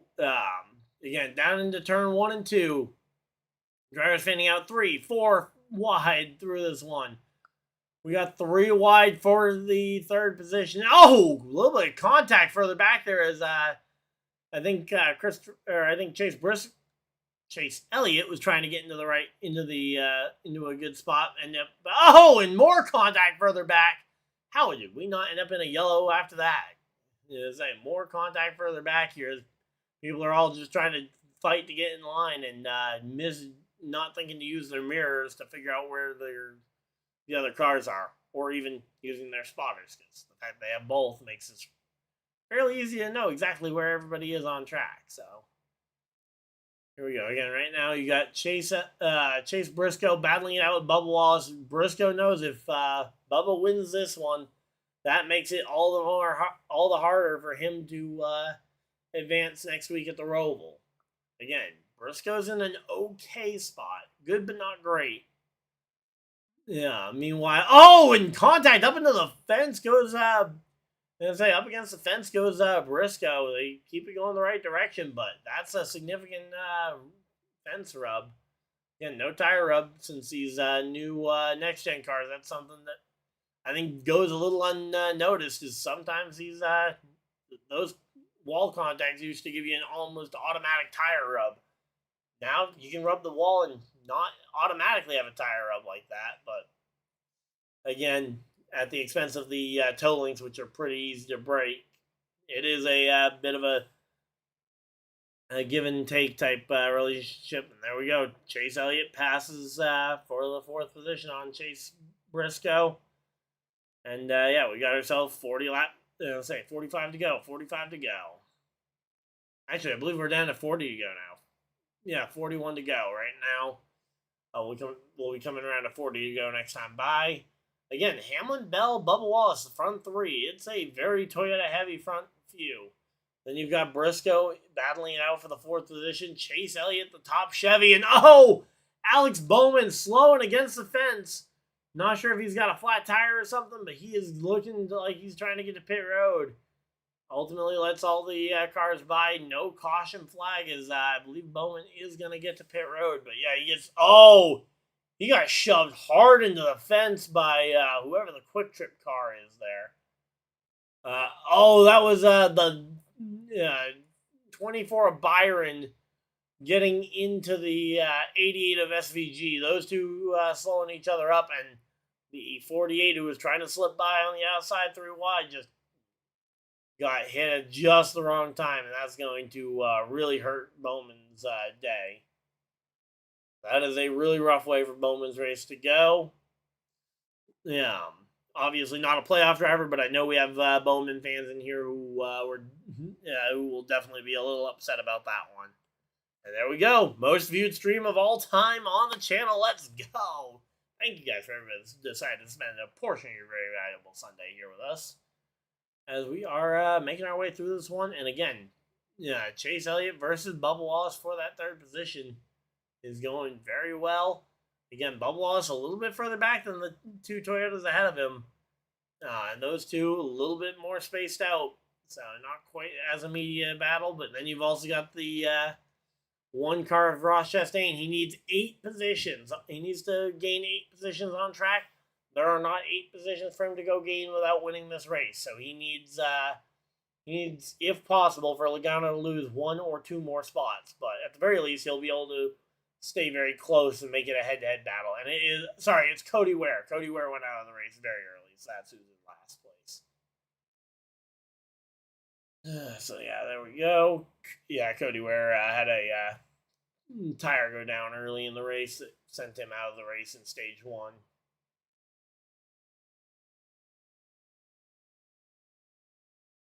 Alright, so there we go. 37 laps to go. Now 36. 36 more times around. Again, Bell versus Hamlin. They're closing in on each other, but as of right now, Denny Hamlin has the lead. Again, the one car of Chastain trying to do everything he can to hold on to every point. Because every point is going to matter at the Roval next week.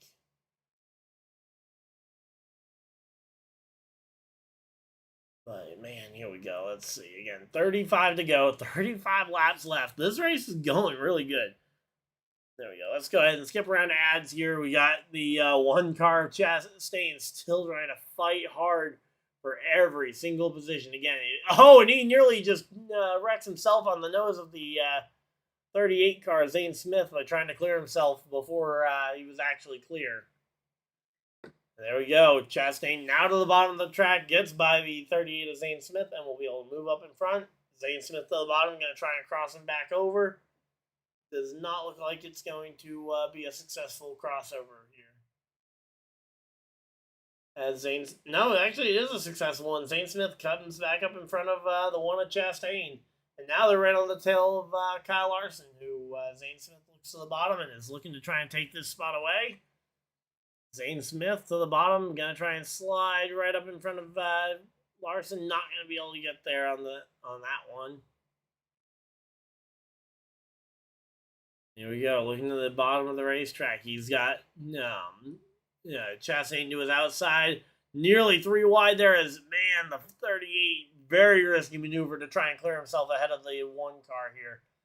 And I feel like Kyle Larson is very much just in the danger zone here as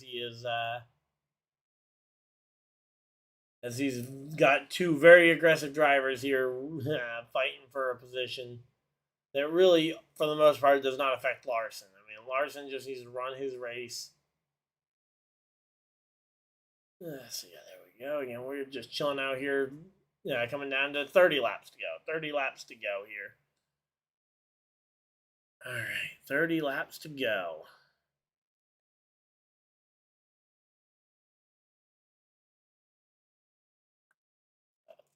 All right, let's see. 30 laps to go here. Oh, Mets are close to not making the playoffs? All right.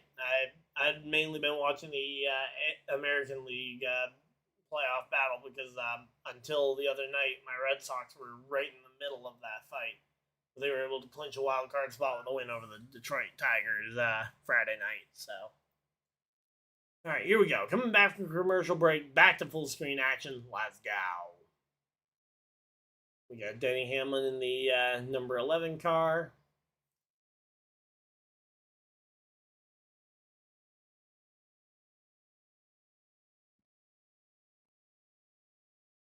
So, yeah. Kyle Busch up into the fence.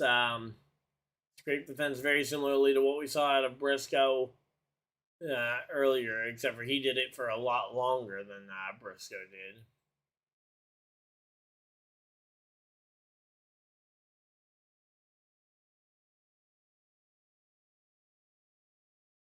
All right, so there we go.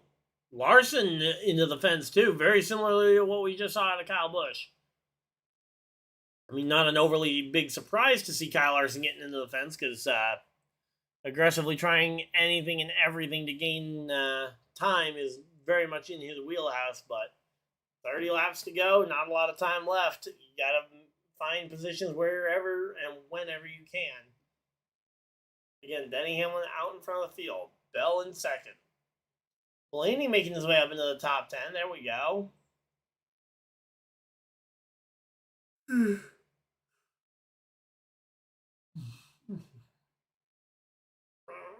All right, let's see. Again, Hamlin out in front of the field. Bell 1 second back. Bubba Wallace another 1.5 seconds behind Bell. So that is going to be a bit of a run. I think Bubba's going to need a caution if he wants to try and compete for the win. But I think Bell could very realistically run down Denny Hamlin. Problem is Hamlin has had the better overall speed. Not by much over Bell, but when he's been able to get clear, there has been very little that slowed Hamlin down aside from lap traffic. And at least as of right now, I'm not seeing any lap traffic right ahead of him. So here comes the one car, Chastain. Chastain needing to gain as many spots as humanly possible, trying to fight to get every point. Because again, Logano next week is going to be trying everything he can to hang on to that lead. as best he can.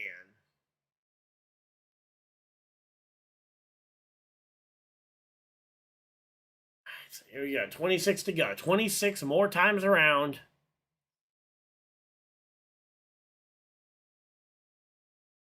All right, there we go.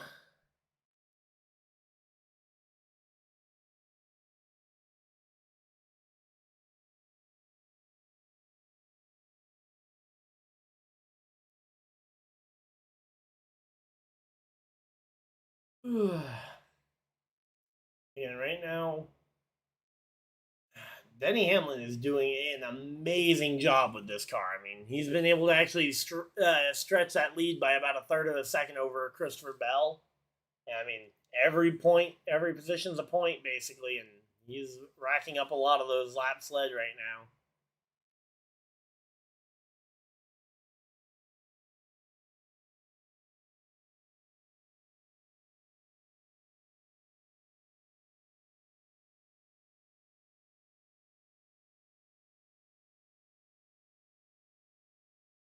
All right, so here we go. Oh, look at the outside goes Chastain trying to get a spot around the outside of Kozlowski, who I believe is a lap car right now, but ultimately gets cut off, and now there goes the 24 of William Byron to the inside, and that's going to be a pass for position there.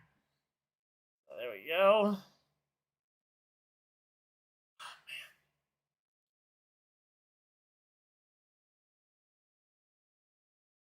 All right, so 23 laps to go. This race is, I will say, this race has been paced super well. We're going to be done this race right about 3 hours, which is just about perfect.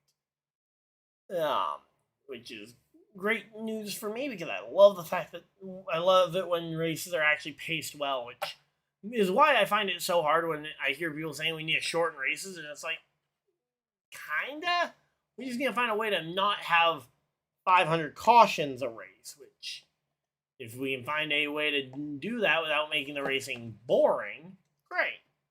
If you know how, let me know, because I have absolutely no clue how to cause less crashes while not diminishing the excitement of how exciting these races are. So there we go. Again, we are chilling.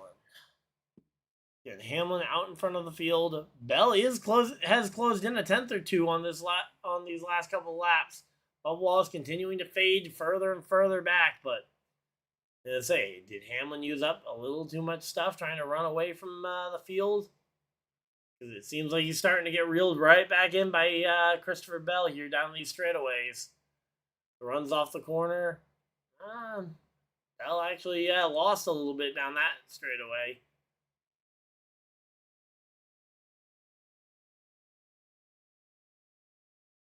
Alright, so there we go. We got Hamlin out in front of the field. We got Bubba Wallace. Bubba Wallace is the biggest wild card in this front group if we get another caution. If we don't, I don't think they're the way Bubba Wallace affects the finishing order. I think 20 laps to go. I think it's basically a Bell versus Hamlin duel until the next caution flag, if and when it happens. If being the operative word. I don't know for sure that there will be another caution. We've seen races like this go green for a while. If Denny Hamlin wins today, that would tie him with Kevin Harvick for 10th on the all-time wins list. And that would start him. That would start his march towards Kyle Busch, who won only 3 additional races, which would, again, thinking that Kyle Busch would get stopped at 63 a couple years ago, back in 2018, 2019, was unfathomable that Kyle Busch would get stopped for his win streak at that point. And it's like, no way. And now it's like, okay, yep, he ended at he's at 63 wins right now and is likely going to end pretty close to that, if not exactly at that, for his career with that Gateway race. I'd like to see him get another opportunity in a competitive car, but I don't know what more competitive cars would be available for him this year or next. I mean, next year there are some openings potentially that I've been hearing about, but one, I don't know how many of those would be his to take, and two, I don't know how many of those would really be an upgrade over the RCR car he's in, which is scary to think that RCR might be his best option, his most competitive option. But again, 17 to go. Hamlin, every once in a while, Hamlin, I look up and he's lost about a tenth of a second or so to Bell. And then the second I'm paying attention to that margin, he gains it right back from Bell. So I guess the answer is I need to stop looking at the times and just let Bell run him down. But again, right now, Ryan Blaney, he's had a good recovery drive up into the top 10.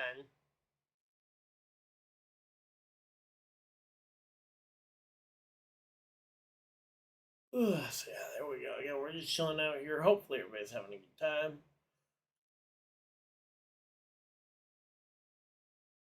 As I have heard in recent weeks that they are legitimately talking about a potential 36 race or the 36 race regular full season points format again. Which, while I don't think the playoff format is the biggest thing keeping people away from the sport. I think if the IndyCar TV ratings have taught us anything, I think we don't need a playoff to retain modern viewers. So that would be my thing is we got a caution flag. Caution. All right, we'll talk about that in a second because that's something I want to talk about. We got a bit of tire debris there. Flat tire on the 8. Flat tire Kyle Busch. Come on, man. But yeah, I'm all for changing the playoff format at this point. With the way that the after seeing the TV ratings that IndyCar got down the stretch of their season when the champion was already decided, when the champion was crowned before the end of the season, and the fact that they were still able to draw in numbers tells me that okay, we don't necessarily need a playoff system to keep the modern audience, but I also think the NASCAR people who think that the playoffs are the only reason we lost 3 million viewers from where we were in the 2000s are a little dense. So again, I'm looking forward to hopefully seeing a change like that, but the people who think it's going to immediately fix the entire sport, I think, are barking up a little bit of the wrong tree. So, yep, definitely looking forward to it. All right, let's see. A friend of mine just sent me a message over on Discord. Let's see what they're talking about here.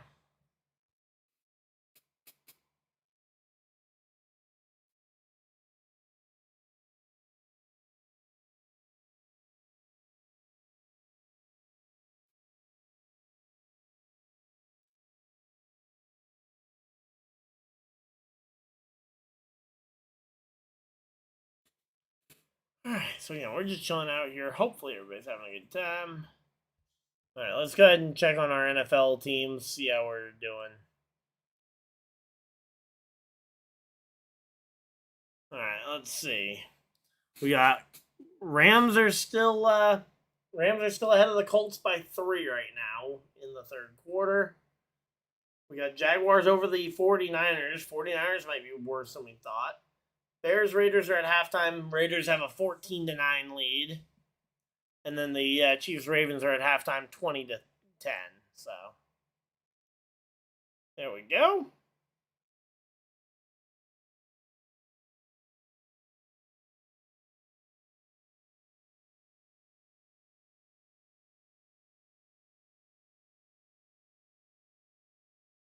Alright, so yeah, we're just chilling out here. Hopefully everybody's having a good time. Denny Hamlin has no power steering. Uh-oh, that's not good. I had not seen that, but if that is true, that is really, that's impressive, being able to drive this thing. Here we go. Everybody coming down pit road for a pit stop here. So here we go. Chase Elliott, again, he and Bubba Wallace, some of the earlier ones on pit road. Does look like Bubba Wallace is going to retain a lead over Elliott. Although, here we go. Christopher Bell going to get out ahead of... Christopher Bell leads him off pit road with a 2-tire stop. Bubba Wallace, 2 tires. Briscoe 2 tires, Reddick 2 tires, Blaney, Byron, Hamlin all on 2 tires. Hamlin losing 6 spots to take 2 tires. Not sure if they did any extra work on potentially that power steering. I don't know what they could have done in that short time. No, they just had a bit of a trouble getting the thing jacked up. And there we go.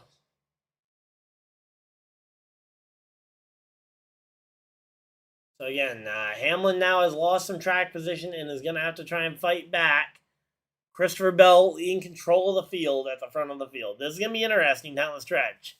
Hopefully you guys are excited. If you guys are, of course, hit the like button and subscribe if you guys are new. So you guys don't miss any future videos or live streams.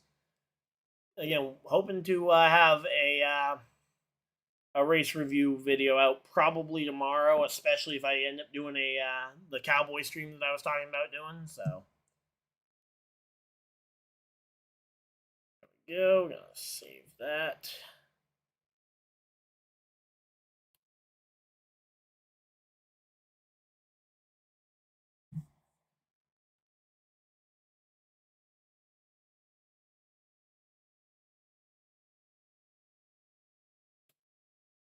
Alright, give me 1 second, guys. Just working on some stuff to, if I do end up doing the game tonight, I want to make sure I've got everything ready. Oh, Dallas Cowboys logo.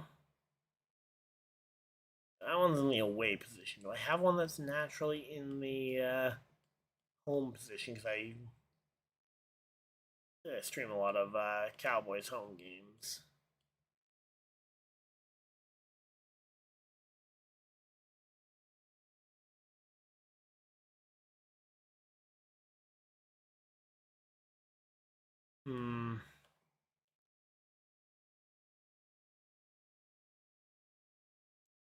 I don't see it, so we're going to have to just go with the Cowboys logo I did have.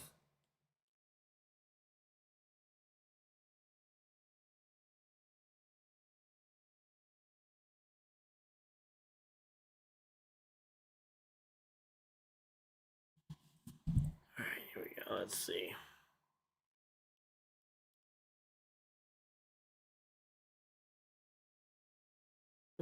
There we go. Dallas Cowboys logo.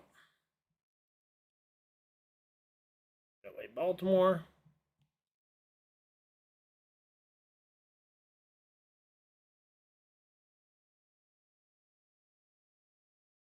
Alright, so here we go. They're coming back from commercial break. Again, they're talking about the power steering issue, which, again, that is impressive that Denny Hamlin's been able to drive this thing without the power steering. I'm curious to see how he'll do battling from the 6th position on this restart.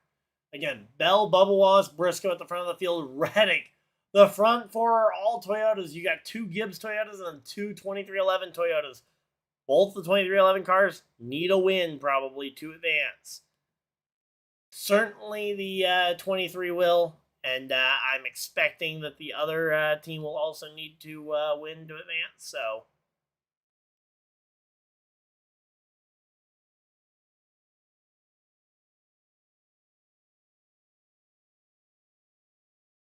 alright, here we go. Again, you got Byron as the top Chevy. Chase Elliott took 4 tires, so he dropped to 7th.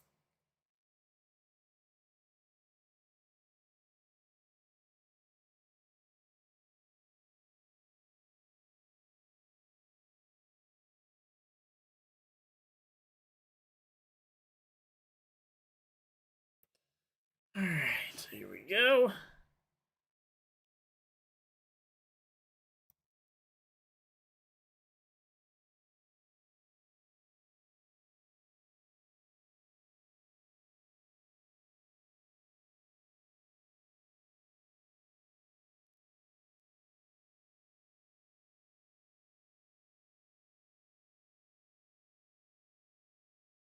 Alright, here we go. Green flag's out. We are back to racing. So here we go. Bubba Wallace on the outside. The teammates actually getting split up a bit there.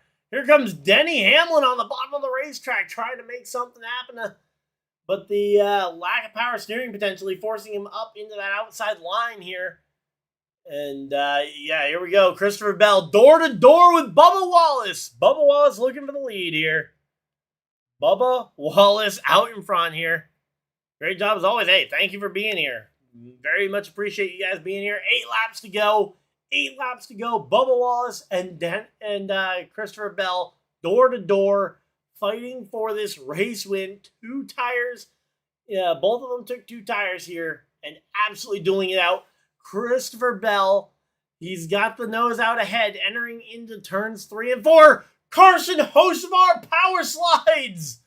This is going to be a caution flag, and we are going to reset this one.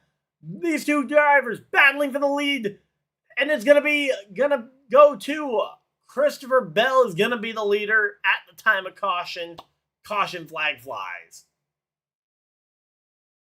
Man, I don't know if NASCAR might have held the flag a little bit longer to try and let them decide who was first amongst themselves, but man, yeah, Carson Hocevar just gets spun there by, not sure if it was by Busher or if he spun himself off of Busher's nose, but some combination of that leads to Hocevar getting spun. Oh man, that was exciting right there. There we go. Hocevar, I believe the flat tires are not going to allow him to drive back to pit road, so he's going to need to get a tow. There we go. Let's try and fix this real quick. Once I get this done, I will be able to fully focus back in on the stream. It's not that one. Let's see. Nope. Nope. Nope.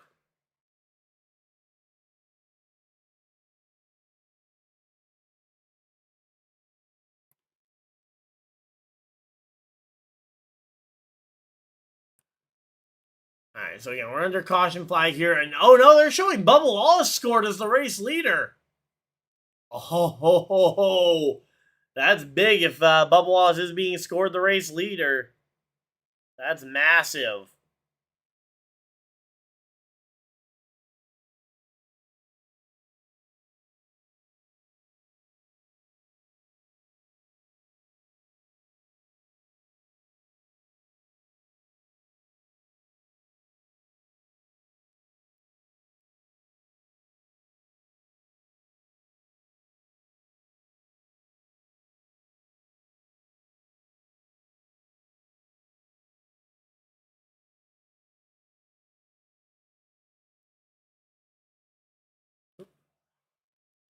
I find it hard to believe I don't have the Cowboy Stadium in here.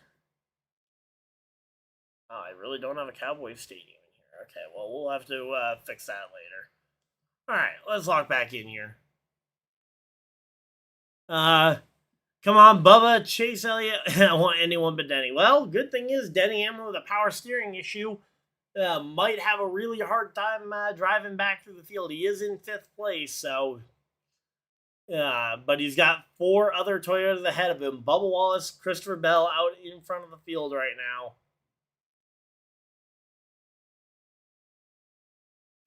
Man, SVG up into the top 10, though. Congratulations to SVG. I feel like he's not going to get enough credit for a top 10 finish here. Let's go ahead and skip around to ads. In fact, let's go ahead and delay ads till the end of the race, probably. That way we can go commercial free to the checkers here. Oh, man, but we got 109 people hanging out in chat. Thank you guys for everybody that has decided to spend a very small portion of your very valuable Sunday afternoon here with us. We got 5 laps to go. We're going to be pretty much green-white checkering this when we go back racing here, especially as they are still pulling the other car to the pits. I don't like Bubba, but God, if he won this and became champion. Well, again, that's the thing. I think Bubba Wallace is an above-average driver. I don't think he's necessarily the best on the track like some people, looking at you will, might think he's the best driver on track, but he's a serviceable driver and definitely has earned his spot in the Cup Series, unlike other people. A certain someone who crashed out earlier with a flat tire, Cody Ware. Heard they're getting rid of the playoffs. It's something they're considering. They're also considering a few different versions of the playoffs. I don't hate the playoff system. I do think that with the IndyCar TV ratings, it shows that we don't necessarily need a playoff system to try and keep modern viewers interested, but I don't think the playoffs are the biggest thing hurting the sport right now. I mean, I've said it a couple of times. I think the biggest thing you need to do is figure out a way to make the cars spectacular, which, according to what Brad Keselowski said on a podcast earlier this week, sounds like more horsepower might be coming for at least some tracks, which we don't know where or when, but that's exciting for me. Yeah, I don't know. I always felt like the perfect balance between the championship format we have now and the championship format of the full 36 races was really kind of the older chase format where you get your where you do one level off with like 10 drivers, where you do 10 drivers, 10 races for the championship.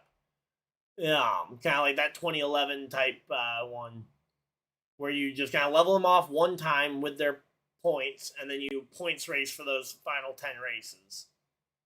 Helps level off if someone's having an unbelievably hot start, and it doesn't completely devalue everything they did in the first half. So, but again, at this point, I'm very much open to a change. But I've never felt like the playoff format was the biggest thing that needed to be changed. Now, I've said it a couple of times as well. I think season length could be a little shorter. That way, we aren't competing with the NFL as much. Who do I think will win this? I mean, it's hard to bet against the Joe Gibbs Racing Power. I think Christopher Bell has the best shot. He looked to be faster than Bubba Wallace, but who knows? With Bubba Wallace being the control car, if he can get a good restart here, if it's gonna be a 2-lap green-white checker, it could very well go to Bubba Wallace here. So again, it's a 2-lap restart. Anything can happen, but yeah, I would probably say safe money is betting on the Joe Gibbs Racing car to have the better finish. So that would be where I would put my chips on the table if I was gonna bet on this. So there we go. Showing some highlights from Bubba's win earlier this year at the Brickyard 400, which again was an impressive win to see him go and get that one.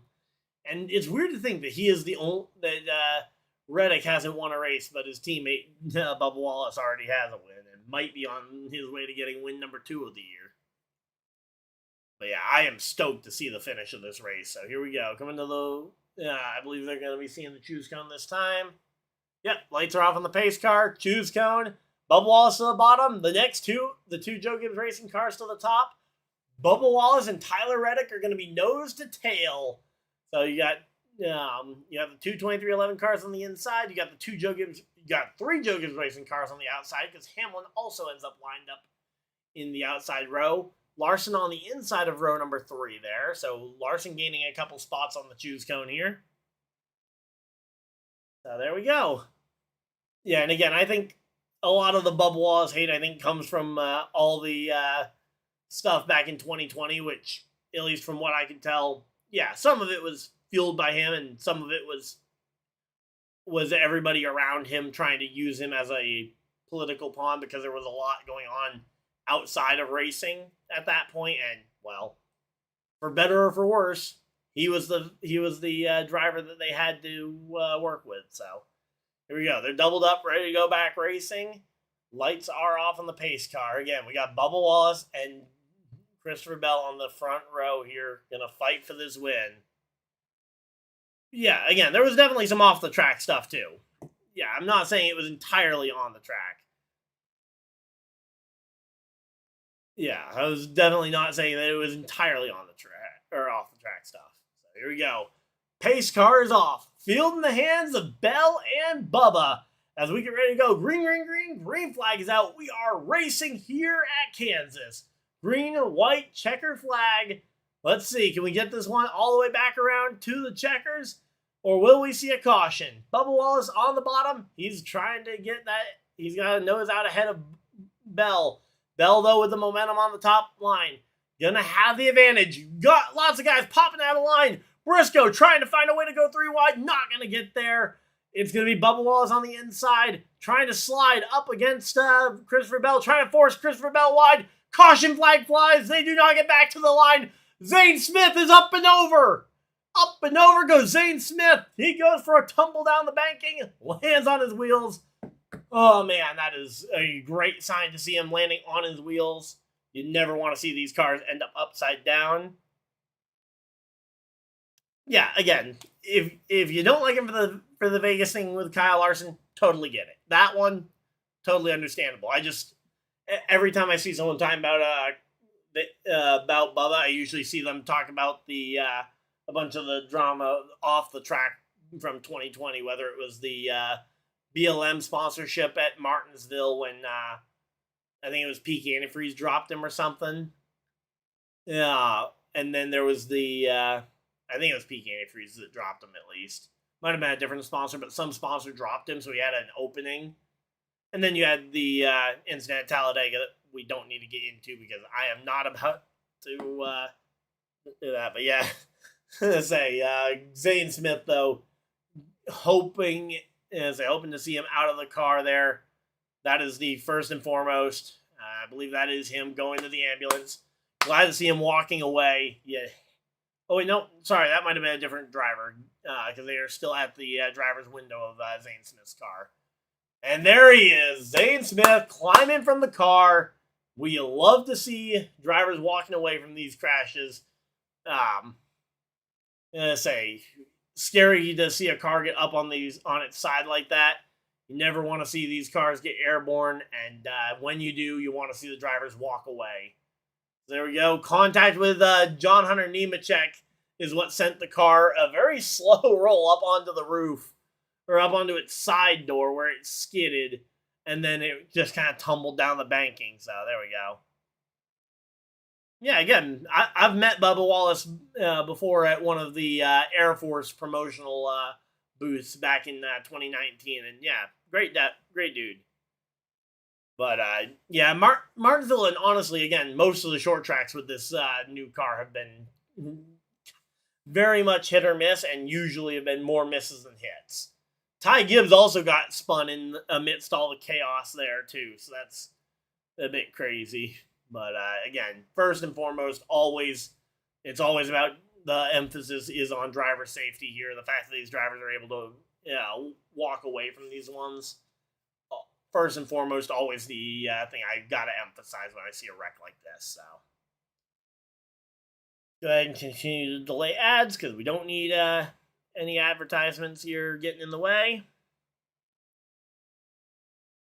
But yeah, again, man, crazy crash, and glad to see Zane Smith walking away from that one. Bubba Wallace does still hold the lead, but man, if he could have made it to that start-finish line before they threw the caution, obviously they could not wait. I mean, this one is obvious, clear as day. You could not wait to throw that caution flag. You needed a safety crew out there soon. But as one of my friends is a Bubba Wallace fan already said, they couldn't have waited 3 more seconds to wait, which fair enough.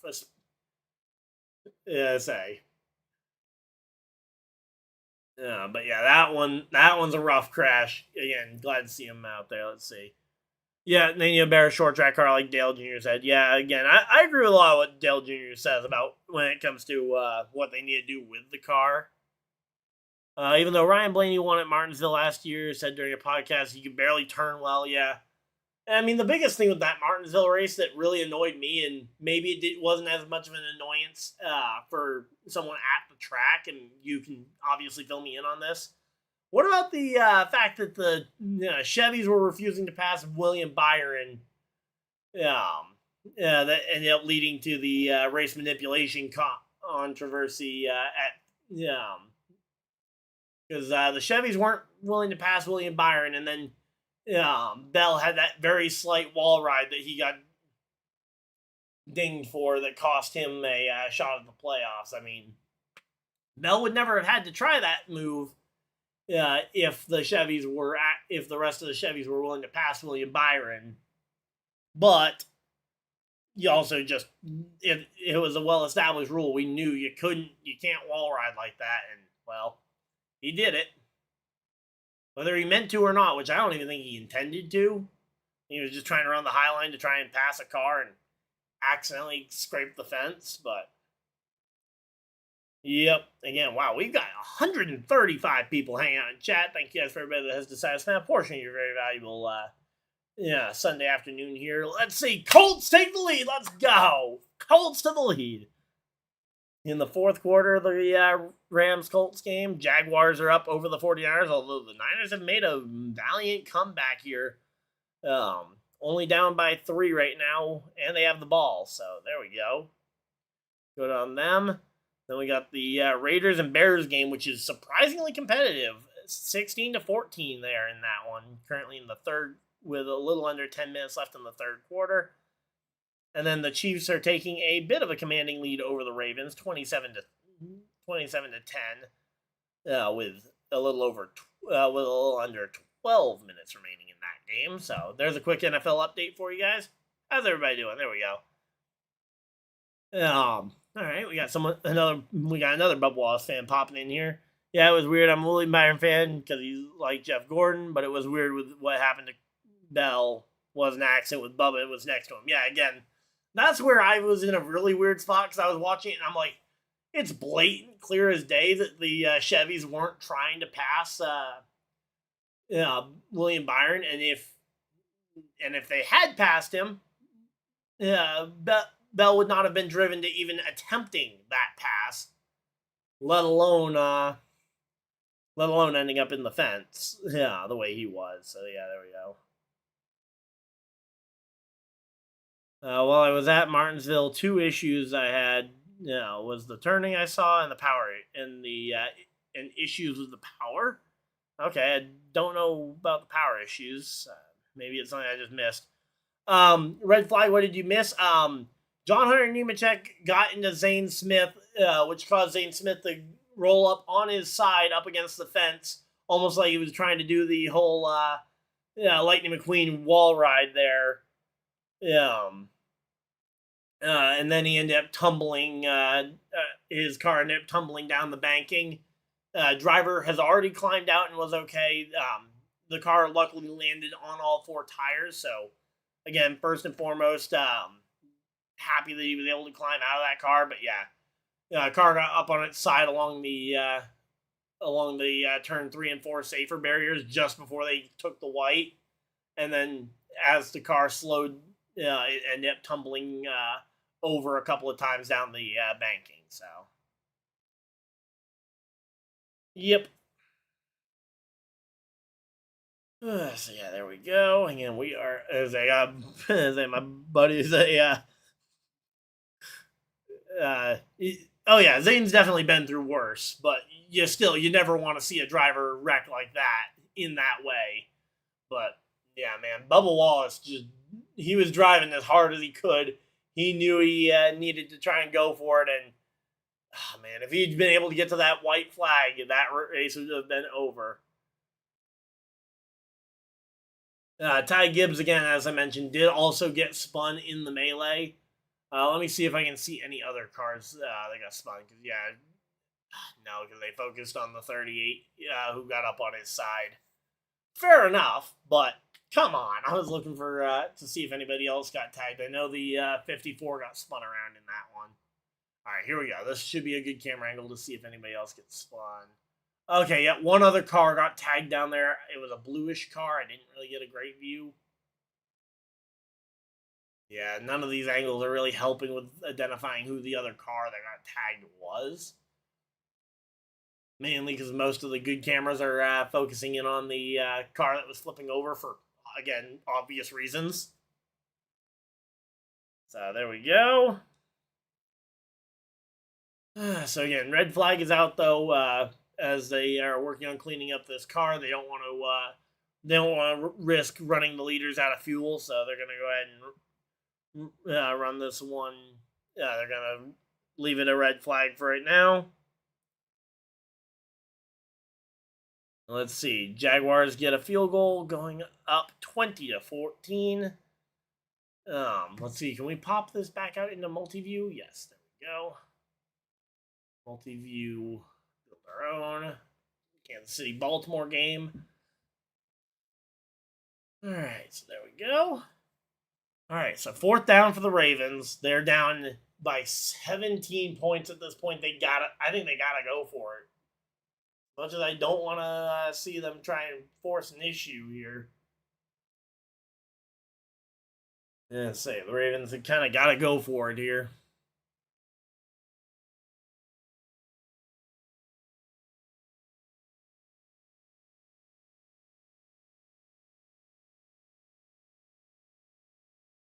Are you kidding me? Adonai Mitchell.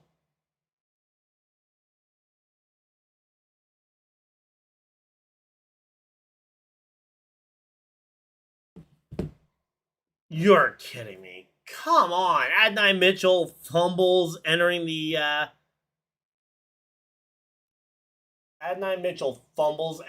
end zone the same way Jonathan Taylor did last year by letting go of the ball too early. I literally mentioned that earlier when I was watching when I was watching the end of the early game. I was like, oh great, please tell me he didn't do that. Now my team has gone and done it again. So there we go. We are back from the commercial break. We're back from the red flag, back to yellow flag action. So, let's go back to full screen. Get ready for this second green-white checker attempt. Again, these drivers trying to clean off any and all of the marbles off their tires.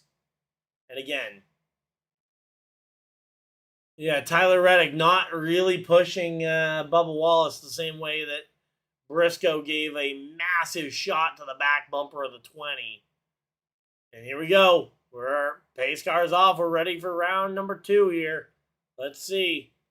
Into the restart zone. Green flag's out. Another good push here from the 19. I don't know if that's a replay of the same one because that looks identical. Yeah, okay, yeah, it's a replay. Just showing the exact same thing again. Hope the 49ers win. I would love for it. Let's see. I'm all for Bell. Okay. If Bell wins, we riot. Come on, man. A lot of differing opinions down here. I hope Denny retires. Well, he did. He literally just signed a whatchamacallit, didn't he just sign a 2-year extension? So he's not retiring probably for another 2 years. But yeah, I like rooting for the 49ers. They're one of my teams. They're kind of my NFC team that I root for. Not to mention they're playing my interdivisional Jaguars, so yeah, Adonai Mitchell absolutely killed us though if he really did fumble right before the goal line like that again. Yeah, but yeah, there we go. Oh no, I'm gonna cry. Yeah, I'm pretty sure he signed an extension like a month or 2 ago. Yeah, so he'll be there for probably another 2 years. Although he did hint that this might be his final contract of his NASCAR career. So you might have only 2 more years of Denny Hamlin. And honestly, I'm kind of torn on whether I want to see him win a championship or not because him being the most successful non-champion is a cool thing to have one of in this era because really outside of, unless you count because Mark Martin was really part of the previous era of drivers, we don't really have a modern driver who didn't get a championship who was also great. So,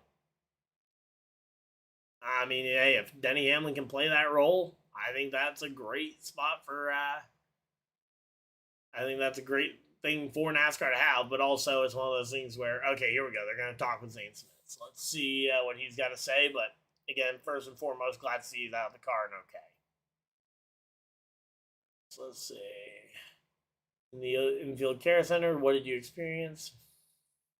Yeah, okay, yeah, it was a wild ride, no doubt. Just, yeah, before I knew it, I had a restart going and then just wrecked by the 42, and I mean, just drives right through me. Yep. He was fighting on the wall. Just mad at that point for how our day was going, and this is just me off even more. But yeah, so yeah, I mean, he's right to be mad at the 42 because John Iron Nemechek, that was totally avoidable. But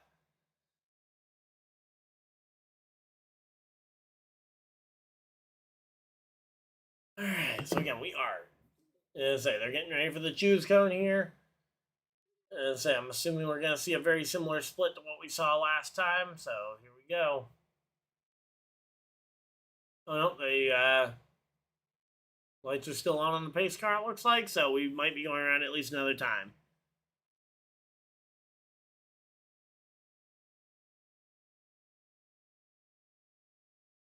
All right, so there we go. Again, we are. So yeah, they have not doubled up yet, so we are waiting to see what the official what lines everybody's going to be choosing here. I'm assuming we're going to see a very similar split to what we saw last year. So, or not last year, but last restart. I mean, with Bubba Wallace taking the bottom, Bell Briscoe taking the top, Reddick to the bottom, Hamlin to the top. I'm assuming that those drivers will stay in the same spots. Maybe Hamlin takes the bottom to try and help push Reddick to pushing his teammate a little bit better. Okay, looks like they are doubled up and ready to go back racing then. Okay, they were just very timid about it. But yep, that seems to be lined up pretty much exactly how they were last time. So, yeah, pretty much an identical lineup here. Pace cars off, fill in the hands of Bubba Wallace and Christopher Bell as we get ready to go back. Green, green, green, green flags out. And a little bit worse of a push for Bell this time. But once again, Reddick really timid on the pushing. Like, I get it, Reddick.